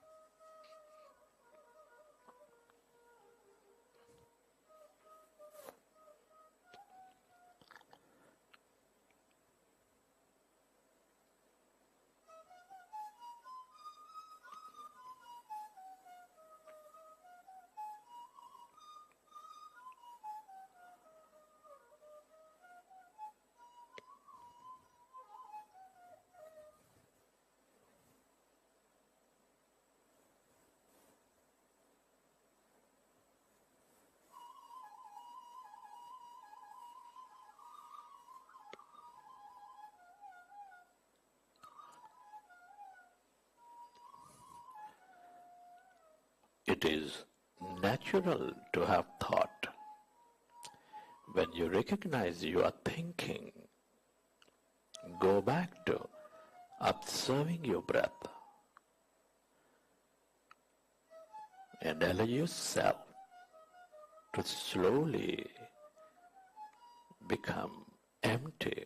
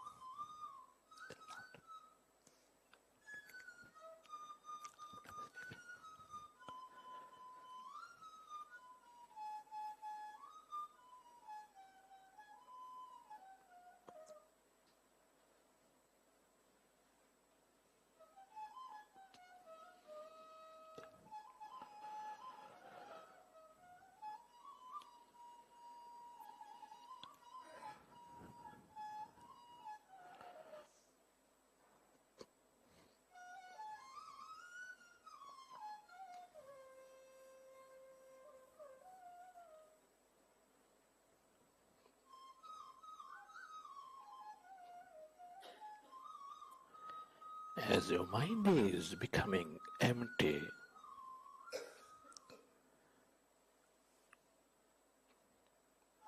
all that energy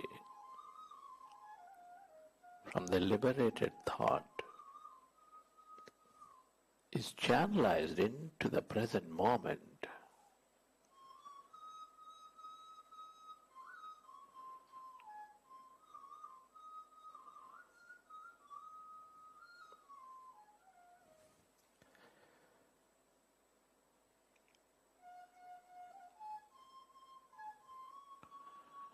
your body goes into coherence with the mind and begins to function at its natural best.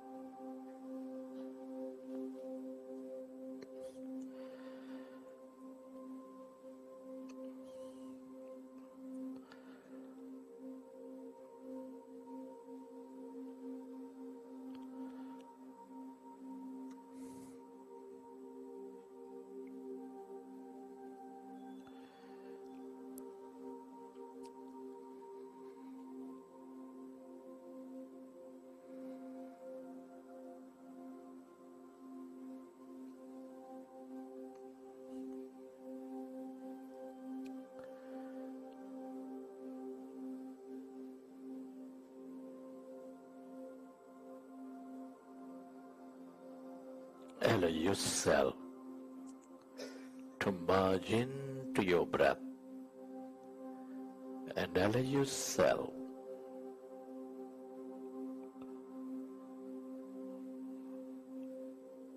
to experience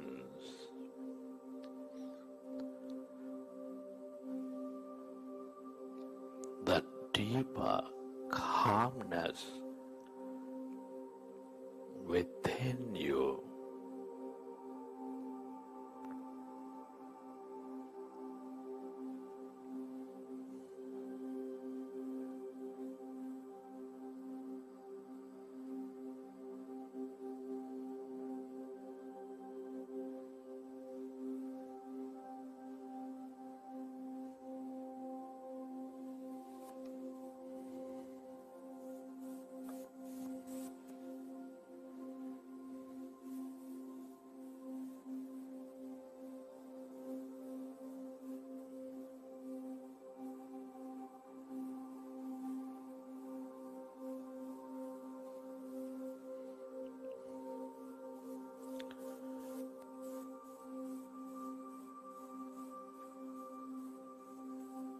As your mind is becoming empty,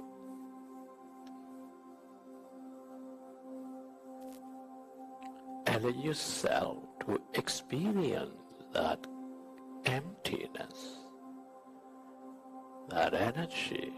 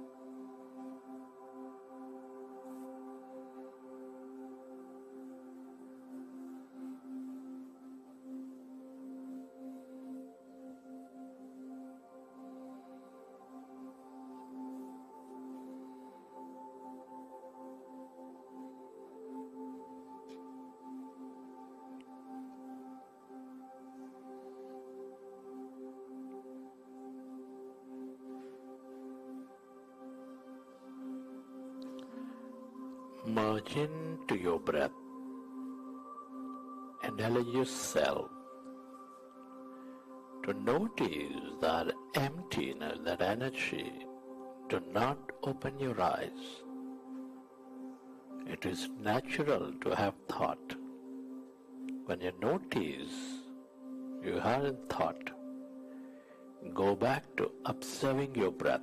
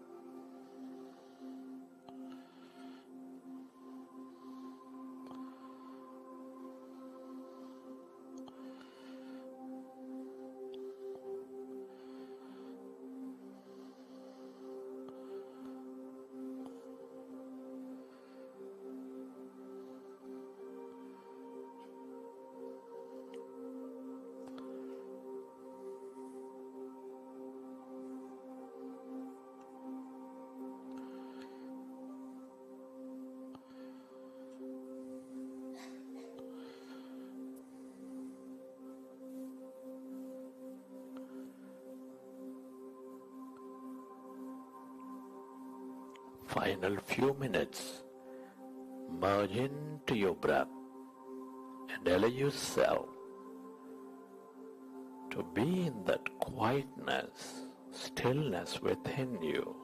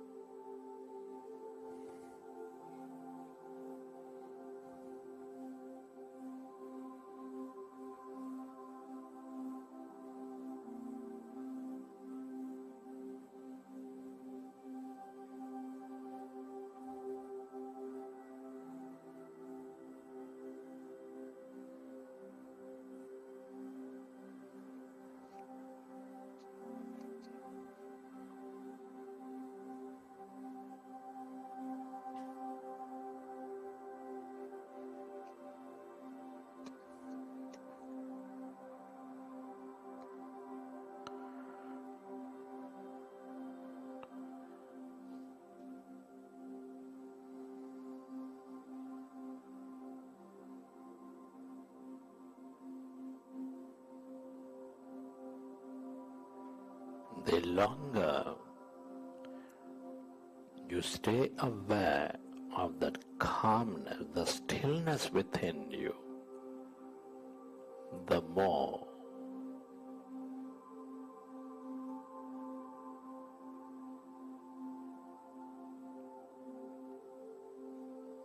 insightful you become, the more miraculous you become.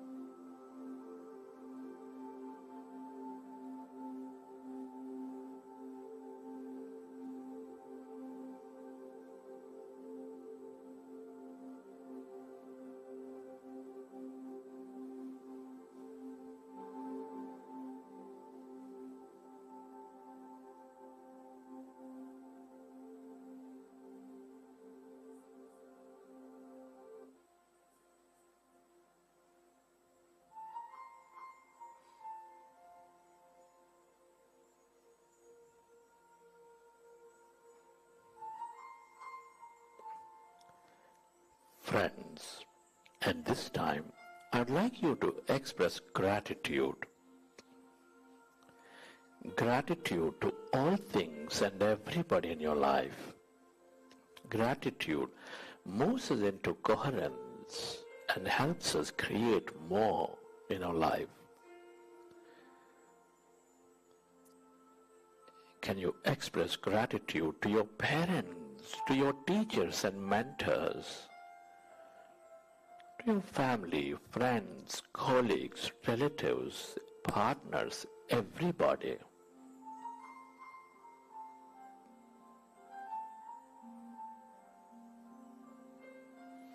Be grateful, this grand nature, the bird, the fish and the animals, to everything you use, the technology, the system, the companies, the governments.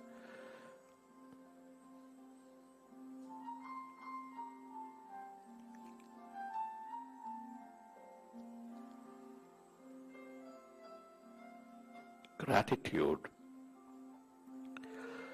to yourself and to this intelligent quantum field for helping us experience so much more in this life.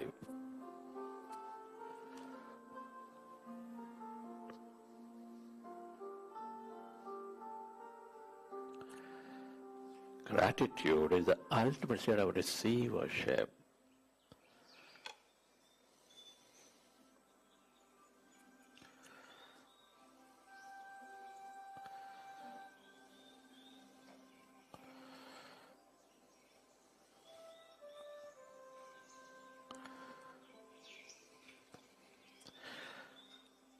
Recollect your experiences from the session, and whenever you're ready, you can keep your hands on your eyes for 5 seconds, and then you can open your eyes.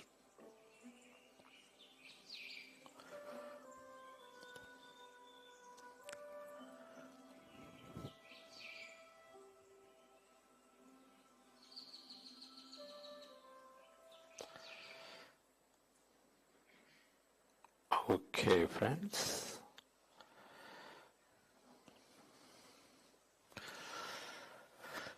Okay. Hope you enjoyed the session. Let's give a big clap to meditation.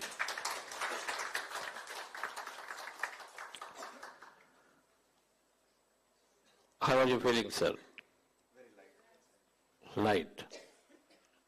Anybody else from there? How are you feeling? Fresh. We meditate for 25 minutes, right?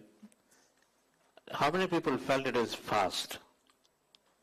How many felt it is like 5 hours and how many felt it's 5 minutes? 5 minutes. Anybody? Sir, how is it for you, Karthikeyan sir? 5 minutes, pretty quick. So a few questions. In meditation, we transcend time. Of course, some were opening eyes, and I saw that. The first thing we do is, if you really want to explore this, then just have to keep our eyes closed, because the senses are creating so much thought. Eyes are 80% sensory perception through eyes. So you close your eyes and you stay with that, even if you have thought. Because what you're seeing is those 20% that are there, which are restlessly there in the mind, keep surfacing up when you close your eyes. But be there, because slowly they die down. The quantum physics principle applies there. When you move your attention to the breath, there is no attention on something, then it slowly goes away. Like a relationship, there is no attention, it disappears, dissolves at some point. But if you have attention, it will stay fresh. So, a few things here quickly, because many of you are there, the first timers, just to understand. How many people felt some kind of lightness in your body? Please raise your hand. Lightness, for moments, maybe a few seconds, you feel, then again thoughts come back, it's fine. Thoughts are going to be there. Even for a 50 years experienced meditator, thoughts will be there always. It's not about keeping mind zero state, empty state. It's about figuring out when thoughts are there, moving our attention back to the breath. If you go out of this room concluding that I have so many thoughts, it's not for me, then you have completely missed the point. If you go out of the room and say, okay, thoughts are common, thoughts come, and if they come, I simply need to go back to observing the breath. That's all. So in a meditation sitting for 25 minutes, half an hour, you might have a 1 lakh thought. And so 1 lakh thought, did you do your job of bringing your attention back to the breath? That's all matters, because in a few days it will improve. In a week's time, it will significantly improve for many, many people where you are able to effortlessly do it. But this simple practice, what we have done, will create that magic that many, many people are experiencing, right, about life. So how many people felt heaviness in your body here? Some kind of heaviness. Shoulders are heavy, head is heavy, body is heavy, okay.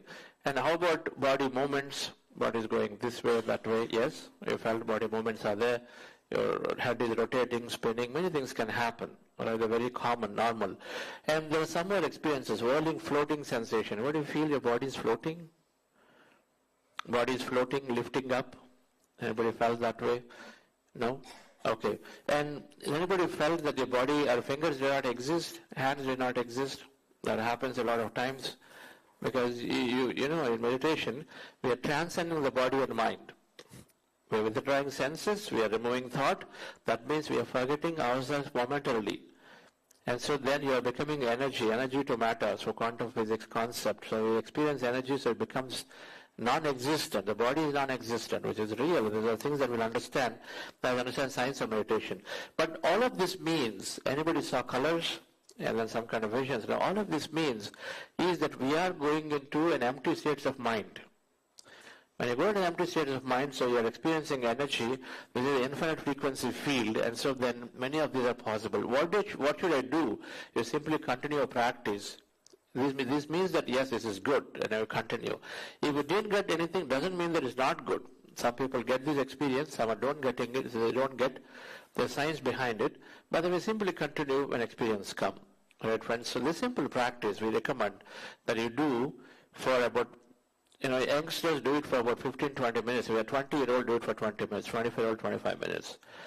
Average we recommend, senior professionals, about half an hour to 45 minutes if you do in a day, it has tremendous benefit. And then 40 days we recommend. But even if you do for 3 weeks, there's a neuroscience habit that's building inside in our brain. Right? For 3 weeks if you do, then you're forming great circuits of the brain about meditation. So it becomes easy for you, and then you start seeing many, many benefits. Because what meditation is helping is we learn a little bit of science about what it is actually doing to the body and brain when the simple practice that we did after this. Before that, let me invite Alika Shastri to share her experience of what happens to her when she meditates and then how her life transformed. Yes, sir. Take the mic, yes.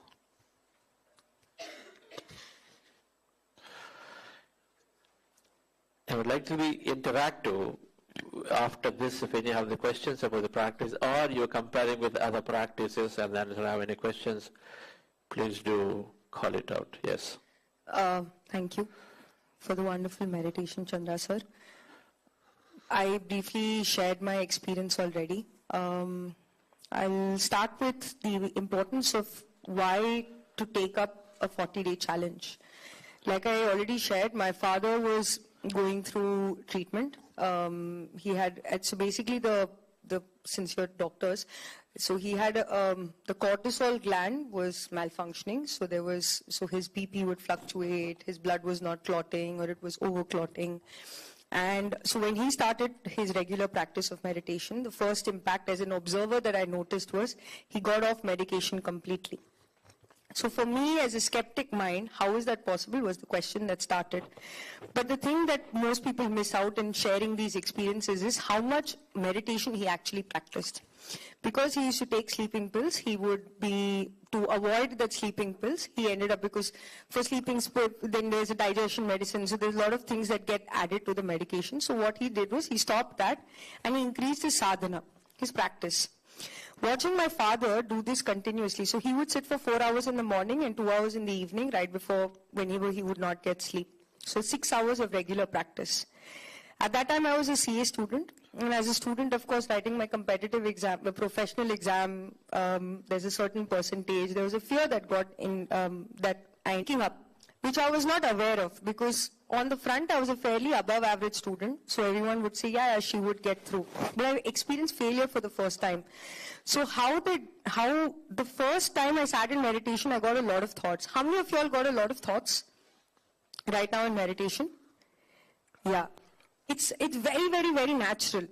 But why the practice of at least 21 days and 40 days is, right now, we're watching that these thoughts are coming. There's a phase, right? We become observer of the thoughts. So you end up not being sitting by the riverside watching the ripples, but you become the person who's sitting like the bird's eye view, who's watching that all of those thoughts exist, but you get to choose to be above that. The sense of heightened awareness that I started to develop when I practiced, when I did the first 40 days of meditation, made me aware of a lot of things which I myself had picked up as a child, which programmed my subconscious mind, which led me to pick up all of those things, which was my own limiting belief. So for me to overcome my fear, no external person had to come to motivate me, to say, no, you can do it, because all of these things are programming that's coming from outside. But the regular 40-day practice made me so aware of my inner self-talk that it gave me a choice to transform. Because right before, that split second before you have to react or you think or feel, there is that millisecond, time gets expanded. Gussa aa raha hai, aapki se ladai ho rahi hai, and immediately you want to say something. But right before that split second, you become aware, I have a choice. Do I want to say that? Do I want to open my mouth? Do I want to react? Or do I just be quiet and observe? So the first 40-day practice was so empowering for me that my fear naturally got transformed to a very, very, very motivating factor for me. It made me a very positive person. So I started to affirm. So my words changed a lot. So I was no longer using words like nahi ho sakta, nahi ho paega, itna hi hota hai, syllabus to aise hi hai. You know, the words that we started to use. So I didn't have to make a conscious effort, but through my practice of inner awareness made me aware how I wanted to transform my positive words. So my words started to change. I was only choosing positive words.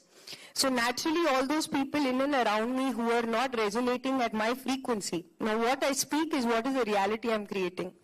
So naturally, the people around me started to change. I started to develop more positive community members. And like Chandra sir said, I started to give back. मुझे जो अच्छा लगा, वो मैंने share करना शुरू किया. हाँ, मुझे अच्छा लगा, ये ध्यान करो, 10 मिनट साथ मिलके करते हैं. Like group study, you do group meditation. You need that company from time to time. So from inner awareness to change in my words to the change in my external environment gave me very, very, very easy results. So of course, becoming a CA became a cakewalk. And I can say that very proudly now because I recently met a lot of CA students, and it's the same thing. Conditioning in the society is all in limitation. इतना ही हो सकता है, यही हो पाएगा, इतने में ही खुश रहो. But to reprogram ourselves, we have to create a very strong, powerful internal world. And that has been my journey. So from practicing CA, getting the manifesting the job that I wanted, traveling to different countries, on expenses paid by my office, these are all things. We all have different kinds of thoughts and we think thoughts are not consequential. But हमारी हर एक सोच हमारी जीवन की एक रेखा बन जाती है. It is true. Our thoughts are creating our reality all the time. So through inner awareness, I started to manifest more and more in my life till a point when Patriji came and in 2019 and he said, we must start a media channel. Now anyone who knows anything about the media and entertainment industry is you need to have a lot of money to start it. But we are absolutely a voluntary-based organization, so anyone who's been benefited comes and contributes. So how will you run a media channel which requires so much money? Again, manifestation, clear visualization, and intent. Our vision is that this simple practice of meditation should reach the 80 billion people on this, 8 billion people on this planet, right? 80 crore people speak Hindi. Everyone should get meditation.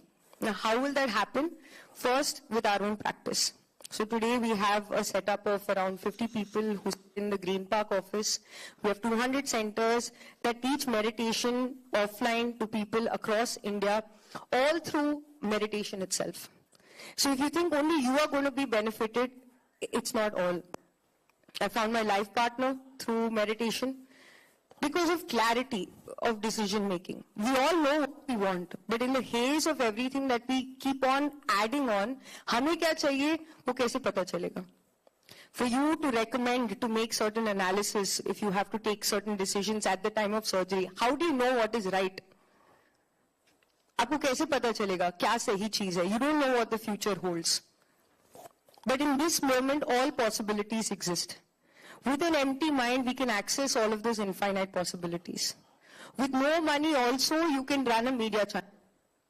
That is what our life, my life for me is an example, that without money also, you can run a media channel. Yes, of course, we have a different set of challenges and learnings, but that is possible. So in your field, what other people might think impossible is possible. But it begins with you becoming empty so that you can access the infinite probabilities that exist. So it is a gift that you can give to yourself. And I feel very grateful that we are part of a community, because this is not a one-person thing or a two-person thing. We all grow together. Your experience is waiting to be shared with someone who is waiting to transform their lives. So it's हम सब साथ मिलकर अपने ऊपर काम करें. And when we start our own journey for your own individual practice, you will see how this will get extrapolated to in every field of your life, personal as well as professional. Thank you. Thank you, Alekia. When purpose is there, then health is there. How many of you agree with this? If you have a purpose, you have something to look for every day, then health is there, right? I think it's, when Madam said it's, when people go through an operation, they are very, very afraid, and so we try to tell them.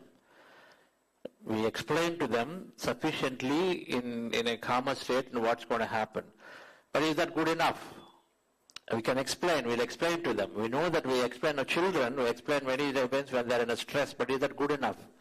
Are the patients able to take it? What is required and why is they not able to take it? We'll understand the science a little bit of why. Normally we can't take it unless we are able to calm that part of the brain which is constantly agitated, which is the subconscious, which is driving us to, based on the past memories. So I can explain, unless my past memory is rested, I disengage from the past, now it keeps coming back. If I heard a deep story about a friend who told me how horribly difficult it was to go through that operation, that memory keeps lingering on. No matter what somebody tells me that it's all be okay, this and this, you know that. And so that's essentially what meditation is doing, is to recognize and then disengage from the past that is there, which is causing people to constantly go into various thought. worrisome thought, anxious thought, right? So, yes, madam. Yes, yes, please do.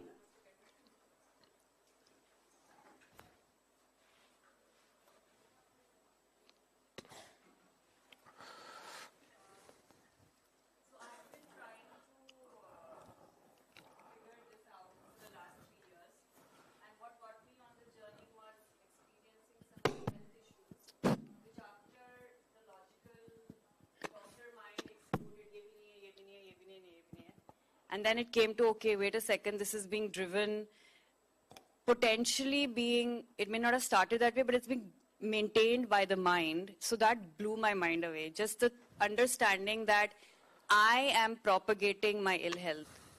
And from then on, for the last 3 years, I went to Isha, as a lot of people have done. I went to Coimbatore, I did the inner engineering. And since then, I've been looking for a practice which works for me. And I think that's a lot of what a lot of people have gone through. So the Isha practice had very strict, very stringent requirements, which I couldn't fit into my life. Then you go on a guilt trip, and then you feel like, oh my God, this is backfiring. Because now I'm thinking, oh God, I'm not doing this, I'm not doing that.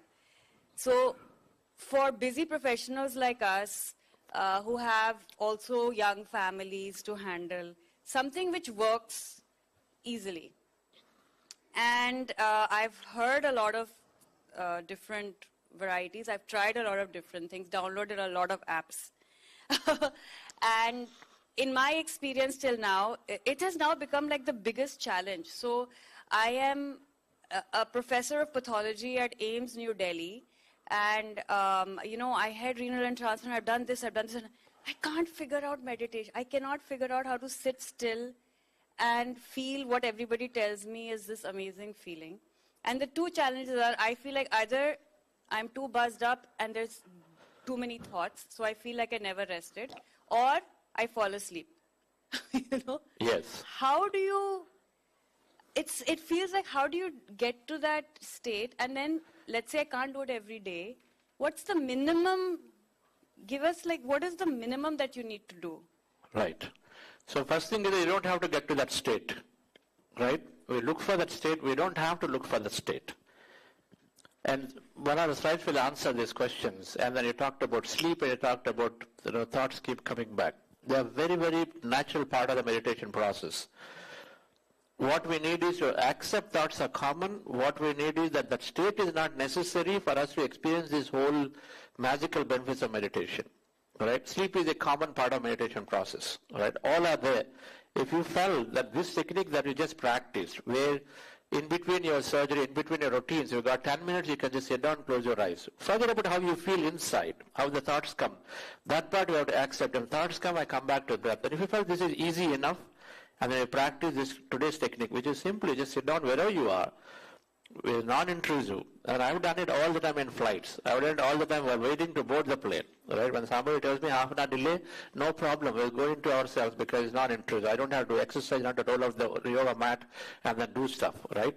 So if you felt this is easy enough to practice, then we'll go through what happens in meditation, that why you felt that particular sleep and things like that. And I put a slide about the brain waves. Right? And so just a short... field which is insurance industry where you don't get results every day, and it's a very long process, and which creates a lot of stress, By doing meditation, the stress level becomes zero. After doing this course, I've learned a lot of things. I've started being very calm. When I get up, usually I would be very tense, a lot of stress. But now when I get up, I have always a smile on my face. I always have a positive word when I get up. That is the best thing which I experience every morning now after doing meditation. I've been struggling for past 5 to 6 years, because of our belief systems. There wasn't clarity about certain important decisions that I have to make in my life. And during this 40 days, I realized that this is it, and I think I'm able to make that decision. So I'm very, very grateful for that clarity. For me, meditation has been that thing that calmed my mind, cleansed me out of those fears of anxiety of the future, right? And also helped me connect my intuition. We all call meditation is not a technique, but it is a practice. I was not able to sleep and I wake up in between my sleep. But yesterday when I meditated before sleeping, it was a very peaceful sleep. Like my overthinking is getting day by day. I think positive in every aspect. I have an anxiety issue earlier, but now it's So, what are the interventions, right? When people are talking about these changes, one is meditation, which we practice. Second is the knowledge that we are constantly giving, right? There is knowledge that changes our belief system, knowledge that makes us to think differently, give different meaning. So, there is knowledge and the meditation, both go hand in hand. For example, knowledge that, okay, I'm not going into an empty state, so meditation not for me. I just got so much thought, I don't think it's going to work for me. They're totally misunderstandings, because let any number of thoughts be there, doesn't matter. In between thought, there is always a state where we're empty, we're becoming energy. And our opinion gland is getting active, so there are many things that are happening during that time in between thought. And so then that energy is sufficient slowly to make our body heal in many ways. So his knowledge is really important. Many people drop meditation because either the technique is too difficult, when it is simple, that they do not have adequate guidance about it, right? So we provide a lot of knowledge. For example, how do I realize my dreams and goals? Quantum physics is telling that if you put your attention on something, and it's going to happen. Now the science is there. Now, in order for me to look at that and say, how do I apply it? There are 5 sutras. There are many ways why, without even knowing, we think negative about what we want. It's called a limiting belief, somewhere there inside, and you need to be able to look at that and remove it. So we give knowledge, and then we give meditation practice. These two are the primary interventions of why people are transforming, not one without the other, right? Many countries are rural people, less knowledge, beautiful meditation, good enough. But then as we go, and then as we're thinking, the thinkers, more intellect is developed, the knowledge becomes a very important aspect along with meditation. So 2 interventions. The second auxiliary interventions are vegetarian diet and pyramid energy, which are accelerating this transformation people. Right. Let's look at quickly about this meditation and the knowledge together, how they are transforming individuals from a scientific perspective. Right. So the brain, and in this picture I'm sure all of you know, is when you're looking at 3 parts of the brain, there is this neocortex and there is the limbic system. And for a moment, let's leave the reptilian part of the brain. Right. The neocortex, as you know, is humans process primarily, and the neocortex is responsible for the rational thinking brain, learning brain. Everything that we do and learn through sensory perceptions is here, right? Through eyes and ears and all that. Now it's called in the terminology conscious mind. It's mind, but conscious mind, where consciously we can do things, create things. We have it. Now this is where you got this 50 to 60,000. 12,000 to 50,000 thoughts a day, 80% to 90% are negative repetitive, right? That's the first part. The second thing is the limiting mind, which is belief system driven, right? I cannot do this. I have to have 8 hours of sleep in a day, and I'm very unlucky. Now, as a woman, I have disadvantage. My company is not doing it. My boss is very tough. Everything, my system is so difficult to navigate. Now, everything is a belief system with which we operate, and our beliefs drive towards certain behaviors. And so the behaviors are automatic, right? How many of us want to, everyday morning, we look at it and say, yes, I want to be fit like the other person. And so make a resolution, and then you want to get up at 6 or whatever. But then how many of us are not able to do it is because your subconscious beliefs are driving our life events. And so 90% of our experiences of the life are through subconscious mind, which is in the limbic brain. The long-term memory and the amygdala together is there. Now these 2 things, one is called restless mind, one is called limiting mind, limits our experience of life. Now what's meditation doing onto them? Meditation is helping to, now when you put meditation wisdom, one is stilling the mind that is constantly churning. Now you're worrying about what happens to the operation if you're a patient, right? What happens to my child? Because if I'm not there for the next 3 days, because what happens to my child? Who's going to take care of their husband? This thing, whatever that, your grandmother. Many things are there, and so then the worrisome mind, and then meditation helps to still the mind. We've seen tremendous amount of post-operational recoveries for people when they use this meditation process. You know this, right? And so second, meditation, which is not known to many people, is accessing the deeper subconscious mind layers and then reprogramming that. The subconscious mind, and if you notice in the previous slide, 90% of our life events are through subconscious. That means you know it or not, accept or not, your day-to-day events are done through the limited set of truths that we have, which are oftentimes the false truths, right? We have a judgment about a boss, and so we avoid engaging with them. We have judgment about the system, we go withdraw from it, and then we simply just go on living the life because, okay, anyway, things are not going to change, so let's just go carry on with ourselves. This is how we judge, and then we just have a response without necessarily looking at it and saying, how can I be different when several other people are different? That's limitation, the limiting belief. So if the 90% which is driven through subconscious can be changed, then life changes. When people say things are changing, it's because they're changing the subconscious, and it happens through the wisdom that we learn. What is the wisdom? My body can heal. If you have the wisdom, then you're all working on it, and then what should I do for my body to heal? Have a beautiful dialogue. Even though right now when I'm walking, my knee is struggling to be there, it's struggling and really paining me, but how can I have a good dialogue with it?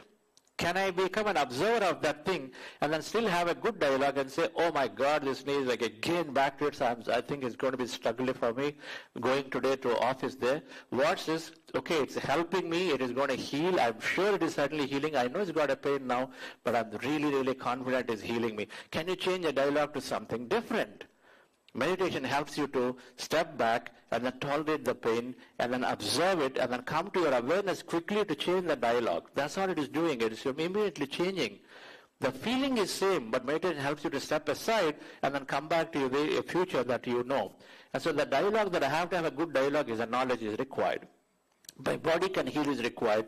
I need to have the right dialogue with the body is required. When these two are there, then your body will heal. That's called epigenetics. Right? When you are sending a positive signal, cells are now receiving signal from the environment. The chemicals will come. When you're sending a chemical tablet into the body, the chemicals will be to have a reaction, but before that, cells have energy fields.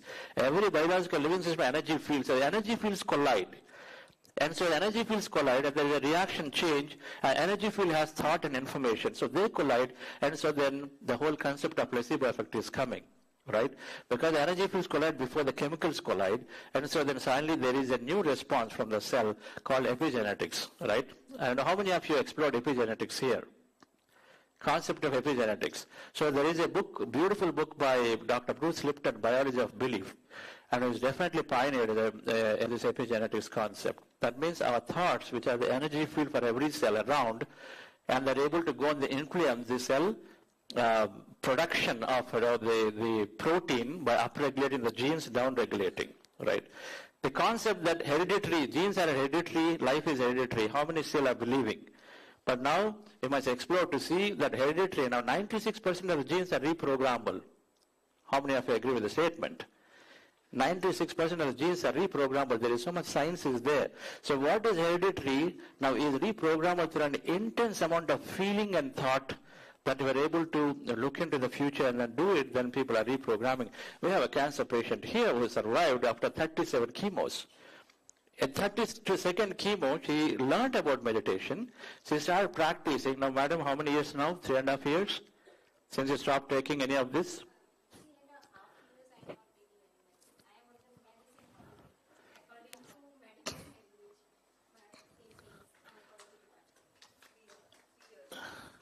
So the idea, yes, please go ahead. No, my doctor is surprised. What are you doing? You can keep on doing. Jo bhi kar rahe karte raho bas. I am under his follow up. Now, coming days, I have to go for the CT scan. After every 6 months, I go there. My doctor GK sir told me, firstly, show me your report. Without medical, undergoing medical treatment, I will not guide you. Firstly, he prefers me, side by side, you have to take the consent of the medical doctor as well as I will guide. Of course, yes, you have to do. All right. So the idea of this case is that this is about this is about becoming positive in life, becoming able to accept things and then becoming positive, send that dialogue. Even though there is a cancer, potentially I might lose my life, but being able to be in that coming to acceptance and change of thought, change of thinking, and that it can happen, which we see it all the time, many, many people. So the knowledge is very, very important for anyone, and then to apply the knowledge is where meditation helps. That awareness in the moment that meditation builds, and so then we're able to apply the knowledge that we receive. Otherwise, everybody knows about it. Hey, don't shout. Who does not know? Don't shout at your child. Why are you shouting? They're just small young children. I do know, but I can't stop. And then the very reason I can't stop is because I'm taken over called an amygdala hijack in subconscious mind. If meditation is there, it builds that awareness so that I can step back and think and act as opposed to react. Right, friends? And so the two interventions that we feel that are must are knowledge and meditation for many, many patients. Those purely at the body level, meditation is more than sufficient. Knowledge is not necessary for them. Instead, they are able to just follow the practice. So some of the changes that are happening, increased thickening of the cortex regions, and then changing this conscious mind, subconscious mind, the subconscious mind programs, and then moving the brain into the beneficial wave state. So let me come to your question, madam. So the beneficial brain wave states, by default, our brain has all these thoughts, which are all of this frequency, stress frequency thought. The conscious mind, which is like day-to-day thinking and operating mind, is in the stressful state or a focused attention state, right? When you wake up, you're generally in the focused attention state or somewhere in the fast learning state. Is this slide a repetition for you all? I can just close this. Is it something repetition or should I continue on this? All right. Not for you. You know, I'm talking about them. All right. Okay, so what meditation is doing is that from a stressful mind, it moves down to the focus cycle low beta, then goes the magic. Magic is all here, which is in this field of subconscious. Like the field of subconscious is fundamentally, there is so much research happening, is a gateway into everything that's out there. When it goes into the field of subconscious is where all the memories are there, our belief system is there. Everything is sitting in there. Now, this slide is talking about brain waves. So, the brain waves go beyond your analytical mind. The analytical mind is saying, what is it saying? Genes are hereditary, not hereditary, they're reprogrammable. What happened to all my medical science, so many doctors, everybody talks about it. So, this must be rubbish. Analytical mind is not able to accept it, all right? It will not accept because it goes based on the past. And meditation helps us to drop this so that you can actually start looking into new information in an open mind. That's because a lot of the subconscious otherwise is driving, and so we need to look into the subconscious and say, wait a minute, of course I learned a theory that genes are genes and then they cause hereditary issues. Right? That's the belief that we have, that is the understanding we had, because all the lectures everywhere that's what has been said. And so we don't want to unseat it. That is deeply recorded in subconscious, because anything repeated goes into subconscious. So it is not unseatable. It's difficult to unseat it. Non-veg food is very beautiful. It's proteinous food vegetarian doesn't have. That's the seat, that is the thing we have in our mind. But on the contrary, the tallest animal, strongest animal, fastest animal, heaviest animal, they're all of what? Vegetarians. So if they're all vegetarians, why should human have non-veg to be able to build that protein? Can't this be there in vegetarian thing? We don't look at it because we've been programmed and said there's a lot more protein in the meat.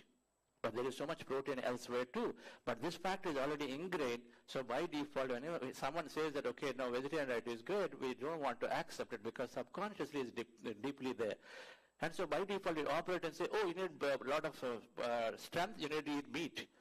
But because it comes out of a natural behavioral reaction, because subconscious belief is there, we need to look at them and we need to unseat them, or at least change them on new things that are good for us. Then we got to look at down into the subconscious, dear friends. So that's where meditation helps you go down by resting the analytical mind temporarily. So now, madam, your question. When we meditate, we go into the state called delta, which is, the delta state is a deep sleep state. The deep sleep state is a delta state. The deep sleep state means non-rapid eye movement sleep state, NREM sleep. All of you want every patient, everyone to go into that state. How long does it take for an individual to go into an NREM sleep state? Anybody? For an individual, how long it may take? An average test individual. People, when you hear that I'm rolling on the bed this way, that way for a long time, and it goes into, normally it takes at least 90 minutes for someone to sit down and then roll, finally sleep off into an alpha state, theta, finally they go into a deep sleep state. It can take a long time, 90 minutes. You recommend at least 2 to 3 cycles in a night. That's why 8 hours add up. But in meditation, many of us must have gone already down into the deep sleep state. When you feel sleepy, it's because you go into that state. So within seconds, within a few minutes, people go down to the deep sleep. Now, tell you what. Now, if you're into the deep sleep state, and that's our medical science wants people to be regenerating the body in the deep sleep state, and so then if meditation can take you down there pretty quickly, then one can easily infer that your sleep requirements can be lesser and lesser. That's what we see. I used to sleep for 8 hours a day. Now I generally sleep about 5 hours, 4.5 to 5 hours. That was a myth I had in my mind. Many people here slowly are recognizing that automatically body supports are not required. So meditation will take you to the sleepy states. So it is okay, because it is okay.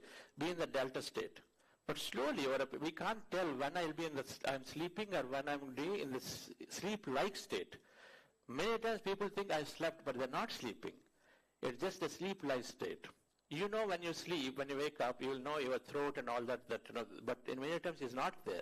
That means you are just not in an awareness situation, but you are not necessarily sleeping the way body thinks, but what we think. And so the healing is happening in this state pretty quickly. These are fast learning and creativity states that meditation is giving. It's called magical states for people. Innovation, trying new things, and then being able to learn more. When you're learning more, what happens to the brain? When I learn more, that's the basis for our neural cells to regenerate, and the neurons are regenerating. When we stop learning, and the neurons are going into rigid mode, and then beginning of a downfall of life. When you continue to learn, automatically neurons regenerate, and so that leads towards newer experience of life, and so then we find newness. And so that's something that is happening very beautifully. Peak performance state is something all saris here, sports athletes go into this state when you meditate. So dear friends, I was talking about this concept of, when you meditate, your subconscious mind, which has got behaviors, beliefs, habits, perceptions, they need to be changed. They need to be looked at. This is one slide of why meditation transforms an individual inside out, is because your subconscious programs change. The programs, I'm not lucky, I'm not good enough, I can't speak good English, I don't have good subject, I didn't come from the right university. Many things are stopping from being able to be successful is just because this meditation has to reprogram the subconscious mind when we have knowledge. So these two interventions are the most important that we wanted to talk about. So stress, the way we understand it, is meditation is activating the parasympathetic nervous system to bring calmness and rest. The sympathetic is always working when you are stressful. So when you are disengaging the mind of the thought, and then you do it for a few days, and if you do it for a few days, slowly, the cells that don't fire together, don't wire together, or the cells fire together, wire together, the neuroscience principle kicks in, and so slowly you are disengaging from that old thought or the unwanted. And so in few days, brain starts becoming lesser and less of thought, even the normal wakeful time. And so automatically, then you are not only sympathetic, but parasympathetic also starts working balanced, and so meditation brings calmness and rest, because this is what they observed. Sympathetic, parasympathetic become very beautifully balanced, right?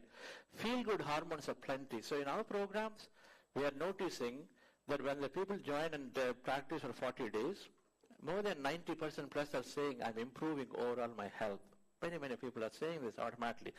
Now, what are these feel-good hormones? How many of you know these hormones called dopamine, serotonin? I'm sure you know it. Yes or no? We know this. So it seems like I'm just repeating things that you know. So I will go forward. But the thing is, in all of this below here, what you may suggest is gratitude. Okay, be grateful. Just do some task wins, small wins, things like that. But meditation replaces many of them there.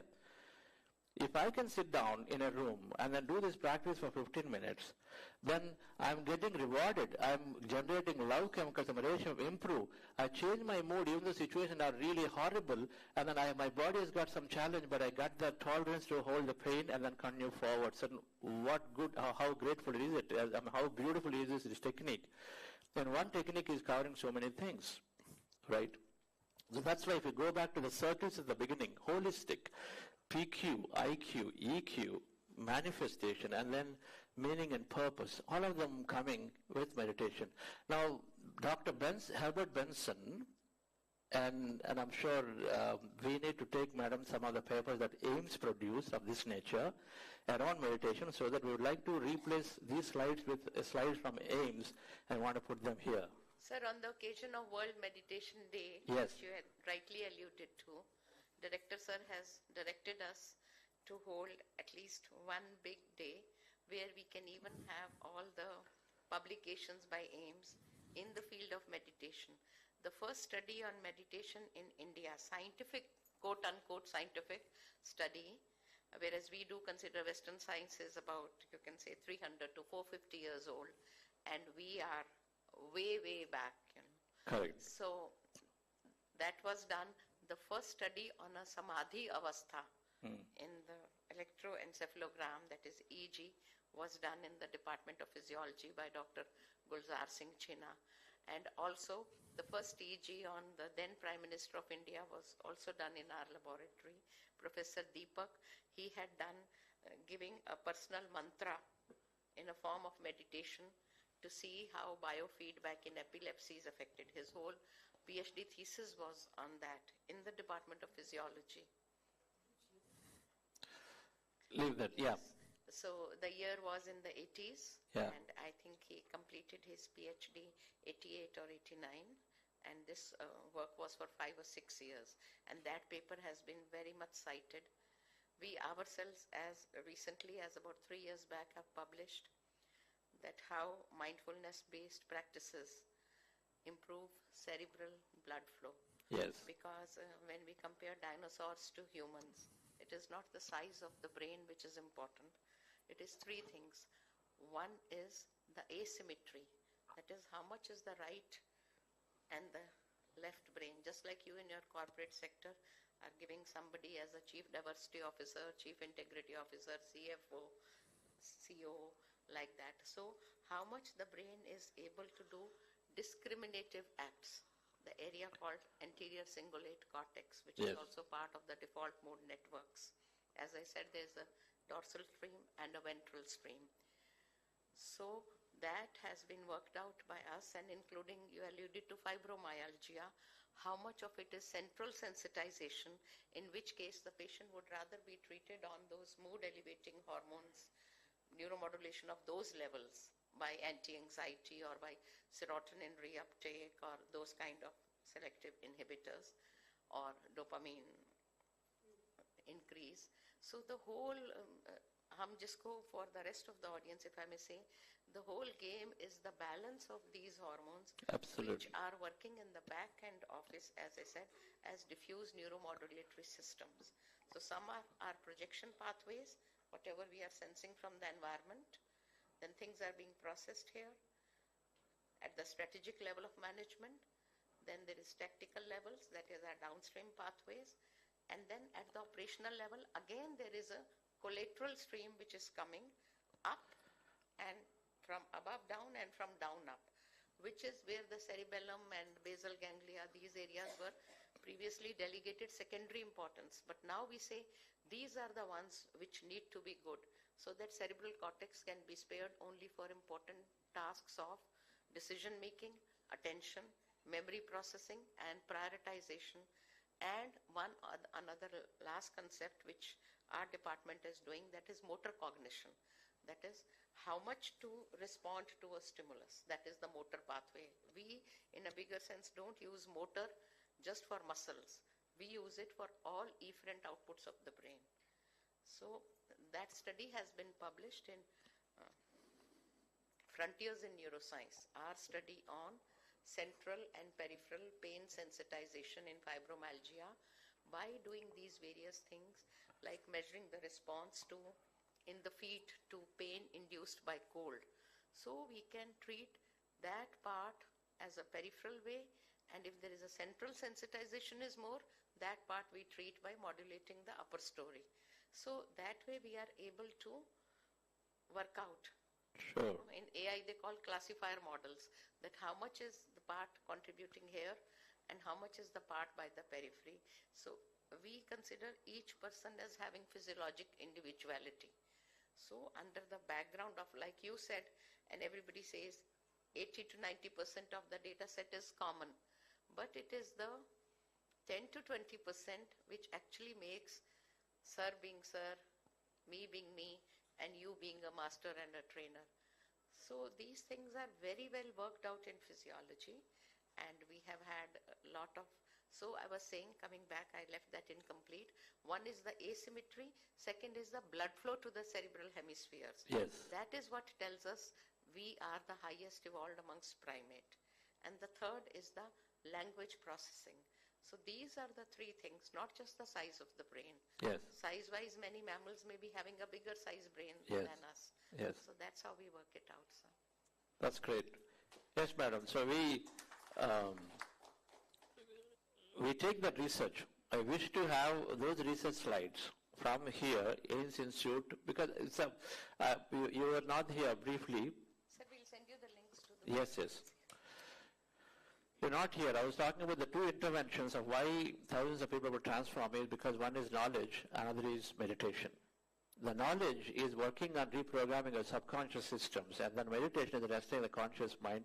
So these two are key interventions for transformation to take place. I guess that's what I was saying. And so all of this, when we put this slot, people can understand. Before meditation, this is my state. Migraines, headaches, panic attacks. Now we have here Raj. Is a businessman so successful, he used to have panic attacks, yes, Raj? Yes, panic attacks, but now he doesn't see them anymore, right? Before meditation. After meditation, it is a lot different. Yes, please. Yeah, I used to have panic attacks almost once in a week, once in 10 days, or once in, in a day itself. But after starting regular practice of meditation, almost, now it's gone. It's almost gone. So. That's great. So just by giving that information that there is somewhere panic attacks before. Now here is different. Right? There are so many things are there, and this is a very, very popular thing that Bunsen had. Herbert Bunsen from Harvard did this in 1970. So it's not now. It's like a long time ago. It's been there. Meditation practice. It just is not known. So I was coming back to you, madam. So we'll be very, very happy to take information that you already have. It's about knowledge is educating people, that's all it is. The more you can understand scientifically, if somebody reads this chart, right, and if we can put some attention, meditation helps them to give attention to this chart, not otherwise, because it rests the mind, calms it, makes it a great receiver of information. Right? And so that helps us to put, otherwise what meditation? Anyway, my doctors told me everything is fine, so it's okay. So it depends on what it is. But it helps us to look at it.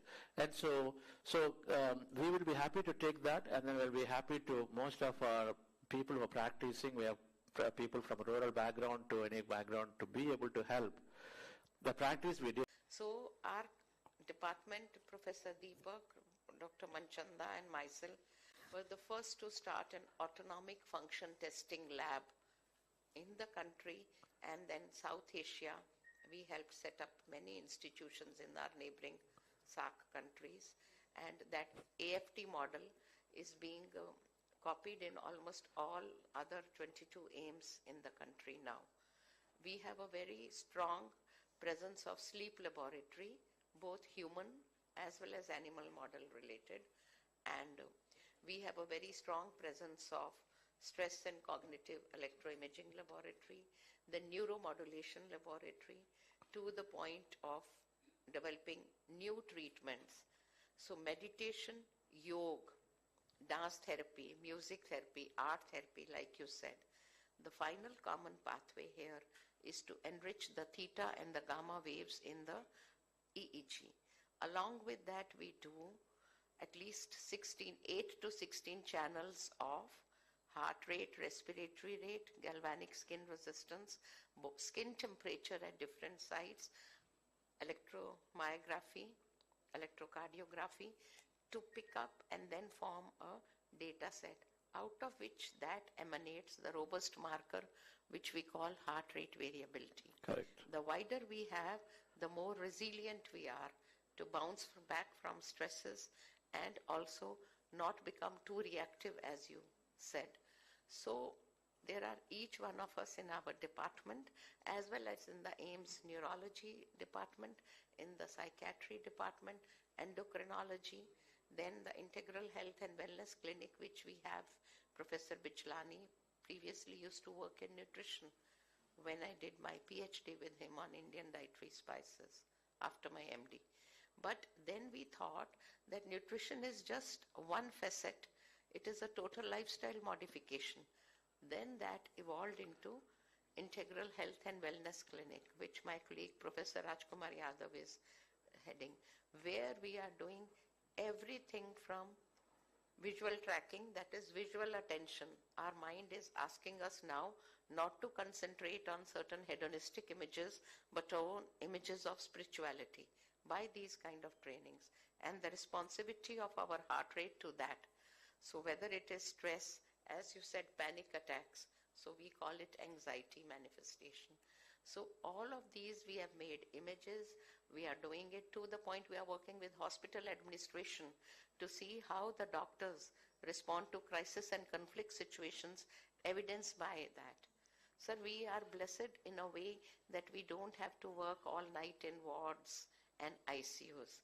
So to give back to our institute and country, we are doing these other things also for outreach and also public awareness of science. Because you said a very nice word I read, corporate, spiritual responsibility. That's right. So that is the next level, that from CSR, we should go to CSSR. That's right. So we are doing many things and we can do that. So we are at the right institute, madam. Then I have to bring this out onto the table. When we were there with Dr. Vivek Paul, 4 weeks ago we were there. And he said, I'm for, and he's come from AIIMS, right? Yes. And he said, I'm all for, of course, he was appreciative of you when we said we are meeting you, by the way. He said that.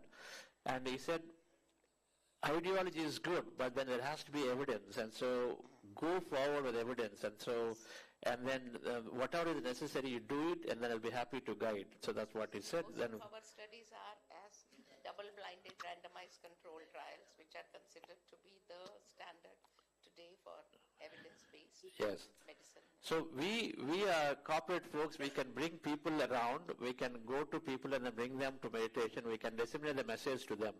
But the research is yours. We can give all the things but the research is yours to show in a way government wants to accept it. Sir, now we are having miniaturization, which means we are having wireless recordings. In other words, the participant in the study doesn't even have to come to the laboratory. The laboratory can reach him in the way of wearables or devices or bands or an Ethernet connectivity, and the data being recorded in another room, so that the act of observation doesn't influence the observed phenomenon. Yes. That was Heisenberg's uncertainty principle from Beautiful. Yes. So that's great. So he talked about this. He must do research. So now Dr. Mala Bhaskara out of NIMHANS, where he is interested, he's going to present a paper in the conference, but he's interested to do some work together. And then Professor Dr. Akshay from PZMR. Sir, he is a close friend. Dr. Vinod Pal also is a close friend. I'm sure. Sir, Anand has been visiting us. We call him every time. Okay. And we met him in Bangalore at NIMHANS for a conference. He said, I'm definitely all for it. He's coming for the conference. Madam, we want you to be there in the conference, and director plus all of you. Right? There is a conference they're putting together. Researchers, of course, then practitioners like Prashant ji. And Dr. Lakshmi. Lakshmi is in physiology at NIMHANS. Okay. And Dr. Gangadharan, he superannuated from there as director NIMHANS. Okay. He's originally from psychiatry, headed the NMC also. Now. So we just began our work in this, after listening from Dr. Vivek, you said that we must have some research around it. Then we began our work and then wanting to see, however, that you would like to take this, because here is the idea. The technique that we practice is 30 seconds. Sir, we already have MOUs with S. Vyasa. Yes. Okay, we have a Center for Integral Medicine and Research. Then we have an MOU just less than 2 years back with the Heartfulness Institute, Daji Kamlesh Patel. And today also upstairs in my laboratory, that study on brighter mind is going with mapping all those parameters in young children who are able to read blindfolded, because we are mapping only some percentage of the abilities of sensations which we have. So once we have music of binaural notes, so so that our brain comes back to what it was like when it was naive, uncorrupted by negative influences of stress, fast pace and work pressure. That is when we can actually enhance or unlearn these and come to our native things, which is what meditation also leads us to the core of the genuine humanity in us. That's right. That's right, madam. That's great. So, Dr. H.R. Nagendra noted the idea of doing research on, in our organization there are meditators 25 years, 20 years, 15 years, 10 years. I was telling Rajiv, director sir had, sir sirf ishara karte hain. He creates the strategy and we are at the tactical level, Yes. and then we have the operational team with us. Yes. So I told him that it would be well if an MOU can be considered, and under the umbrella of that MOU, we can have students and researchers and people coming here, we going there, common PhDs, using your protocol or your module and giving you the evidence. Yes, madam, absolutely. We'll be very, very happy. That's what we're looking for. The idea is through channel, to a TV channel, people learn meditation and then come and say my life changed, because it's so simple. Now, simple means it is natural, means it is equally can be propagated pretty easily. So that's the whole idea of this, right? And just observing the breath, your eyes closed, that just makes the magic, right? Like in computer parlance, we say, user-friendly interface. Yes. How easy it is the idea, right? And so all of you as doctors, all we did was close our eyes and said, observe the breath. You can do it anywhere, right? So that's simple. But it has a magic. So only, when Patri said at the beginning, only if we experience it, you'll know how simple it is, because we are used to becoming complex before we say something is right. It has to be, the more simple it is, the more it is right it is, because the more natural it is, right? And so that means it can go across the board, right? And as a government, as AIIMS, we are recommending, it needs to be implementable, isn't it? So that's our hope, that the technique, well, great respect to every technique that is there. Some techniques work for some don't work for others. Sir, that's what I said. So we are very secular in our approach. Approach to any technique, absolutely. The government of India is also seized of this charge, to develop a central nodal center for research in values and humanities, ethics and spirituality and meditative practices, or a total what we call health systems of India. Sure. We are trying to work to that also, and you shall be our valued partner in that. That's great, madam, sir. Thank you. SVIASA and us have a joint certificate course where we teach meditation, they make coaches, and SVIASA certifies now for meditation. So HR Nagendra, we signed an MOU with them. And then a group of students from them also now going through our 5-month coach program, because we want to, as many coaches develop, they can go and then giving it. So that's we have already. So with them, so SVIASA. Deepak, I think 3 years back, SVIASA applauded him and lauded him with a degree, DSc in yoga. So we well could have then DSCs in meditation also. Of course, that's the whole idea. That is the language which youngsters also understand. Yes, we have madam. to go there also to attract them. And they are the ones more in need of these today. That's right. Because it's a society in transition, to filter out how much, so how much to miss out, which is good for us. Yes. That FOMO thing and the That's absolutely. Absolutely. So I'm going to take, I don't know how much, another 5 minutes to wrap it up. Sure, sir. That's all. So we'll just go fast paced. I think all of you have your own things. So a child does not complain when stuff happens all the time. So being able to move forward, the attitude is different. Meditation is building that attitude, because emotional regulation, right, significantly developed. And so many day-to-day issues go away. There is plenty of scientific research. 8 weeks of meditation, astrophysicist wanted to personally experience, and then later he's become 25% better in emotional regulation. Our program, this simple meditation technique we did today, in 40 days, 86% people are telling us that whoever is able to stick to those programs, at least 80% attendance, they're telling us that they're having a tremendous amount of emotional regulation. Who wants to lose out in anger? Who wants to just walk away from an opportunity? Nobody wants. And so that's meditation. Now, how is it happening is 2 things, right? One is this amygdala is shrinking, what they've noticed. the fear center amygdala. So when fears go down, because a lot of times we are exhibiting because there are a lot of resistance. This is one aspect. And then the parietal lobe, that is before the frontal neocortex, an area there, which is increasing in its size, and so the situational awareness improves quite a bit when meditation is regularly practiced. And as a result, when the amygdala is shrinking and as this awareness is increasing, then it's called amygdala hijack. Meditation helps us to avoid the amygdala hijack, so that then you're able to respond pretty well compared to reacting pretty quickly on the basis for any emotion to be expressed, right? And this, we are looking to see if we can bring this master. Sarah Laser is quoted quite a bit around this research, around the very phenomenal research around this whole brain and then what meditation does to the brain, right? So this is about growth. Now this is the beginning. For me, when I entered meditation because of growth, I wanted to grow in career, grow in life, do many things, and many of us have it. There's nothing wrong in having ambition, to wanting to grow. The only everything problem comes when you have attachment to the results, and they don't happen, then we crib, then complain, and then we feel very bad. But meditation helps us to detach from the result, but yet become miraculous in growth, in the way we think. Now, how does that happen, right? This is about, the basis is the whole neuroplasticity from neurodigidity, right? The neurons have to fundamentally regenerate themselves and grow. That means there has to be sufficient learning and then positive thinking towards life, so that they have a positive vibration through the body for coherence in the body. These two are required. Coherence is observed now that when you have a good emotion, there is a body coherence is there. We have low emotion like frustration, anger, coherence is not there. Basis is the coherence has to be there for us to think positively, miraculously, then you create miraculous things. Simple equation. Coherence, so that now we are able to be thinking great future. Now, what kind of future to think? Clarity of mind is required. So that's where the knowledge is required, the two things. So the meditation is increased neuroplasticity of the brain, right?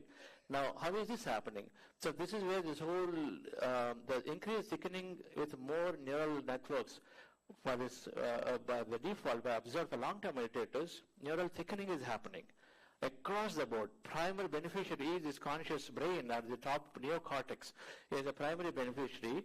Again, Sarah Laser's study is deeply studies it, but so many other. The small highlight here, hyperactivate the brain region for empathy.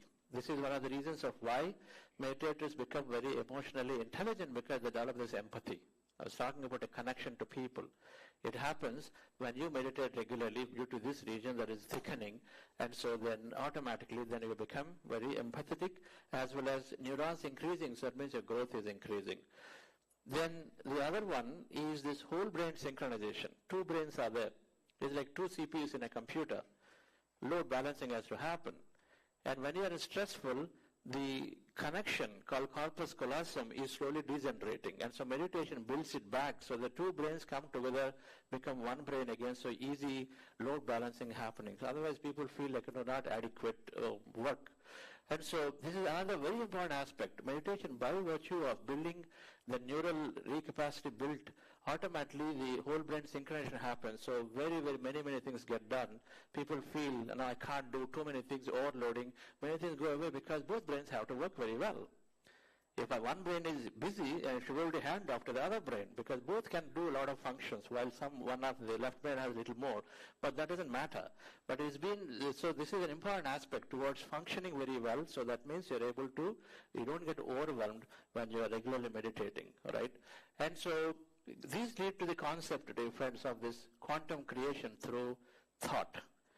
So I was talking about a few things that we talk about, and the youngsters really love this aspect of meditation, because this is putting you in the driver's seat towards what you're looking to dream and manifest. You're looking for a promotion, looking to start your own hospital, you're looking to do your own research, you're looking to do whatever that is, right? You're looking to attract a partner, somebody who's really want you, and somebody compatible for you.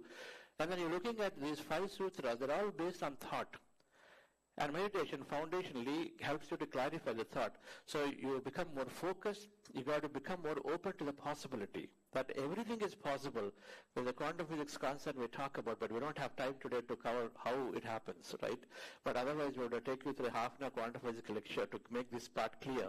But there are any possibility exists. If you're looking for a partner who is an MD working in, whatever, working in this hospital, earning this much and blah, blah, blah. You write your own script, and then you go through it, and then you are imagining, and then you're trying to make that happen, because in quantum physics terms, that possibility exists somewhere.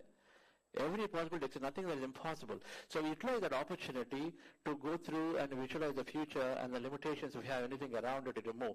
And this process works, called manifestation science, and then youngsters go through it in our programs, and then everything we do it online and free of cost. So anyone, by the way, here would like to join these programs, feel free to join.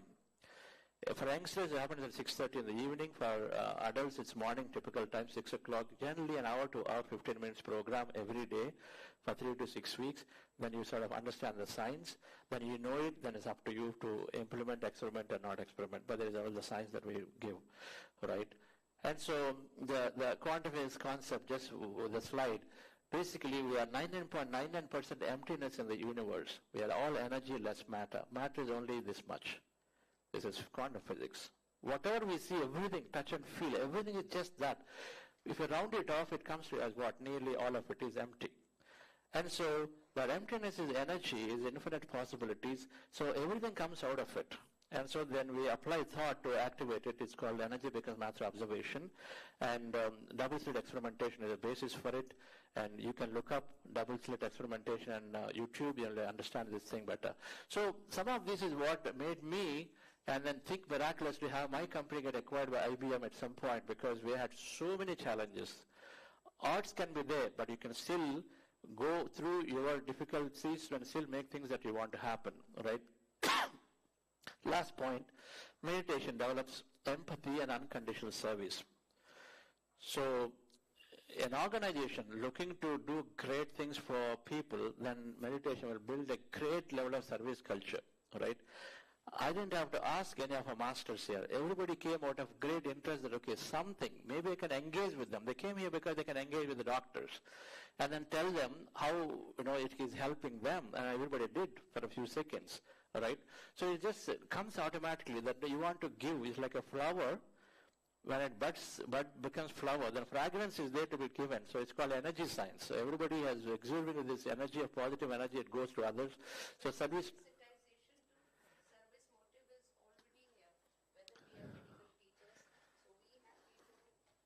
So,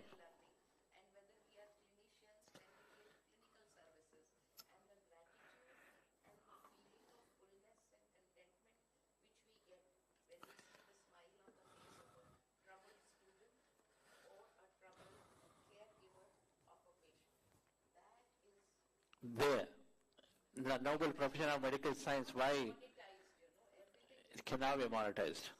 Yes, it cannot. When you're giving life back. And with meditation, now, which things are cannot be solved through modern medical system is given through, because there's so many problems of beyond health. And so, yes, so the last thing, which is really important, because when purpose is there, then automatically health is there, well-being is there, growth is there. It's the purpose that helps us to go forward. What should I do when I wake up? Being fully satisfied that, okay, I'm jumping out of the bed with that action, than to say, oh my God, one more day I have to drag myself. So that's the difference between you're living your purpose or not. It gives that clarity. It gives that clarity. For Alekia, even though an E&Y consultant, high-paying job, traveling around, but early age, she said, this is not my purpose. That's fine, but I want to go and serve. Right? Your purpose, and now, madam, now you are so actively taking it, and I think it's the country world will be ever grateful to you for taking, I'll tell you. No, but that's okay. The thing is, taking the concept of meditation where a man becomes divine, a human becomes energy being which is infinitely there.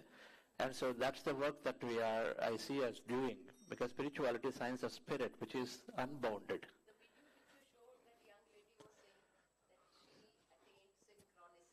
Yeah.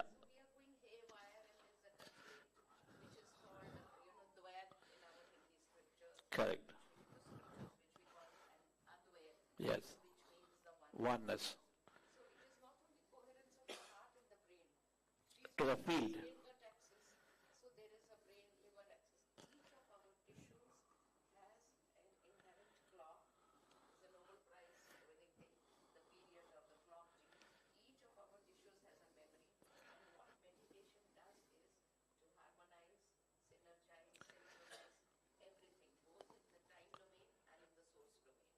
Yes, madam. Yes. So the moment the brain is coherent, then automatically body is coherent. So I hope you have looked at the Heart Math Institute.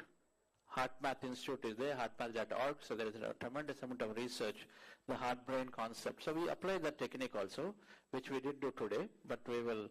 All right. So in essence, meditation is giving great holistic wellness. It increases engagement, empathy, and it is providing growth and purpose. Right, so wellness is there, first wheel, then it is increasing engagement, empathy, so we take care of others, but individually it's got a lot of growth and purpose, so we're really living a very, very meaningful life, right? So how can AIIMS collaborate and lead this transformation? I think you are the premier institute, so you lead and we follow. This is how we see it, right? That's how the government has set it up, this institute, for a great noble cause, to bring about transformation, support in many ways in a scientific way. So this research, which you already said it, will be very, very happy to collaborate with you in the Indian context with this modality that we are talking about, which is meditation and some wisdom. These two are fundamental. So we will be happy to support that and then do it. Then whichever way into policy, so we are working to do research papers and policy paper presentations at conferences, and so we are definitely, in fact, we think that this year, February, we did the first global conference in Delhi. We passed a resolution. Padma Shri Karthikeyan had announced it, saying that meditation should be adopted as a policy by everyone. And December, UN declares that meditation is the World Meditation Day, which is definitely helping governments to looking at it a lot more seriously, right? So we think that every effort of each of us will be there, recognized by consciousness somewhere, and so that is working together, is collective effort. So awareness towards policy will be great from you, and then anything that you want us, we'll be happy to supply, whatever that is, but we will definitely share findings that we have found, right? And we are doing this conference that is next month in February. So we'll be looking forward to any partnership like what I heard you did with Heartfulness. You did a conference like that.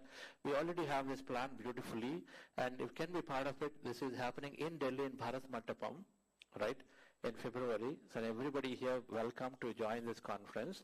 It's called Second Global Conference of Meditation Leaders. The concept is bringing positive social change through driving positive socio-economic change through awareness of role of meditation. That's really what we want to bring, because it's growth, it's health, it's connection, all of that.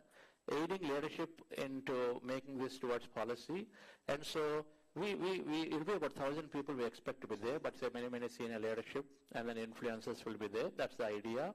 And we have Heartfulness Daji is coming here. I think he was there for the conference.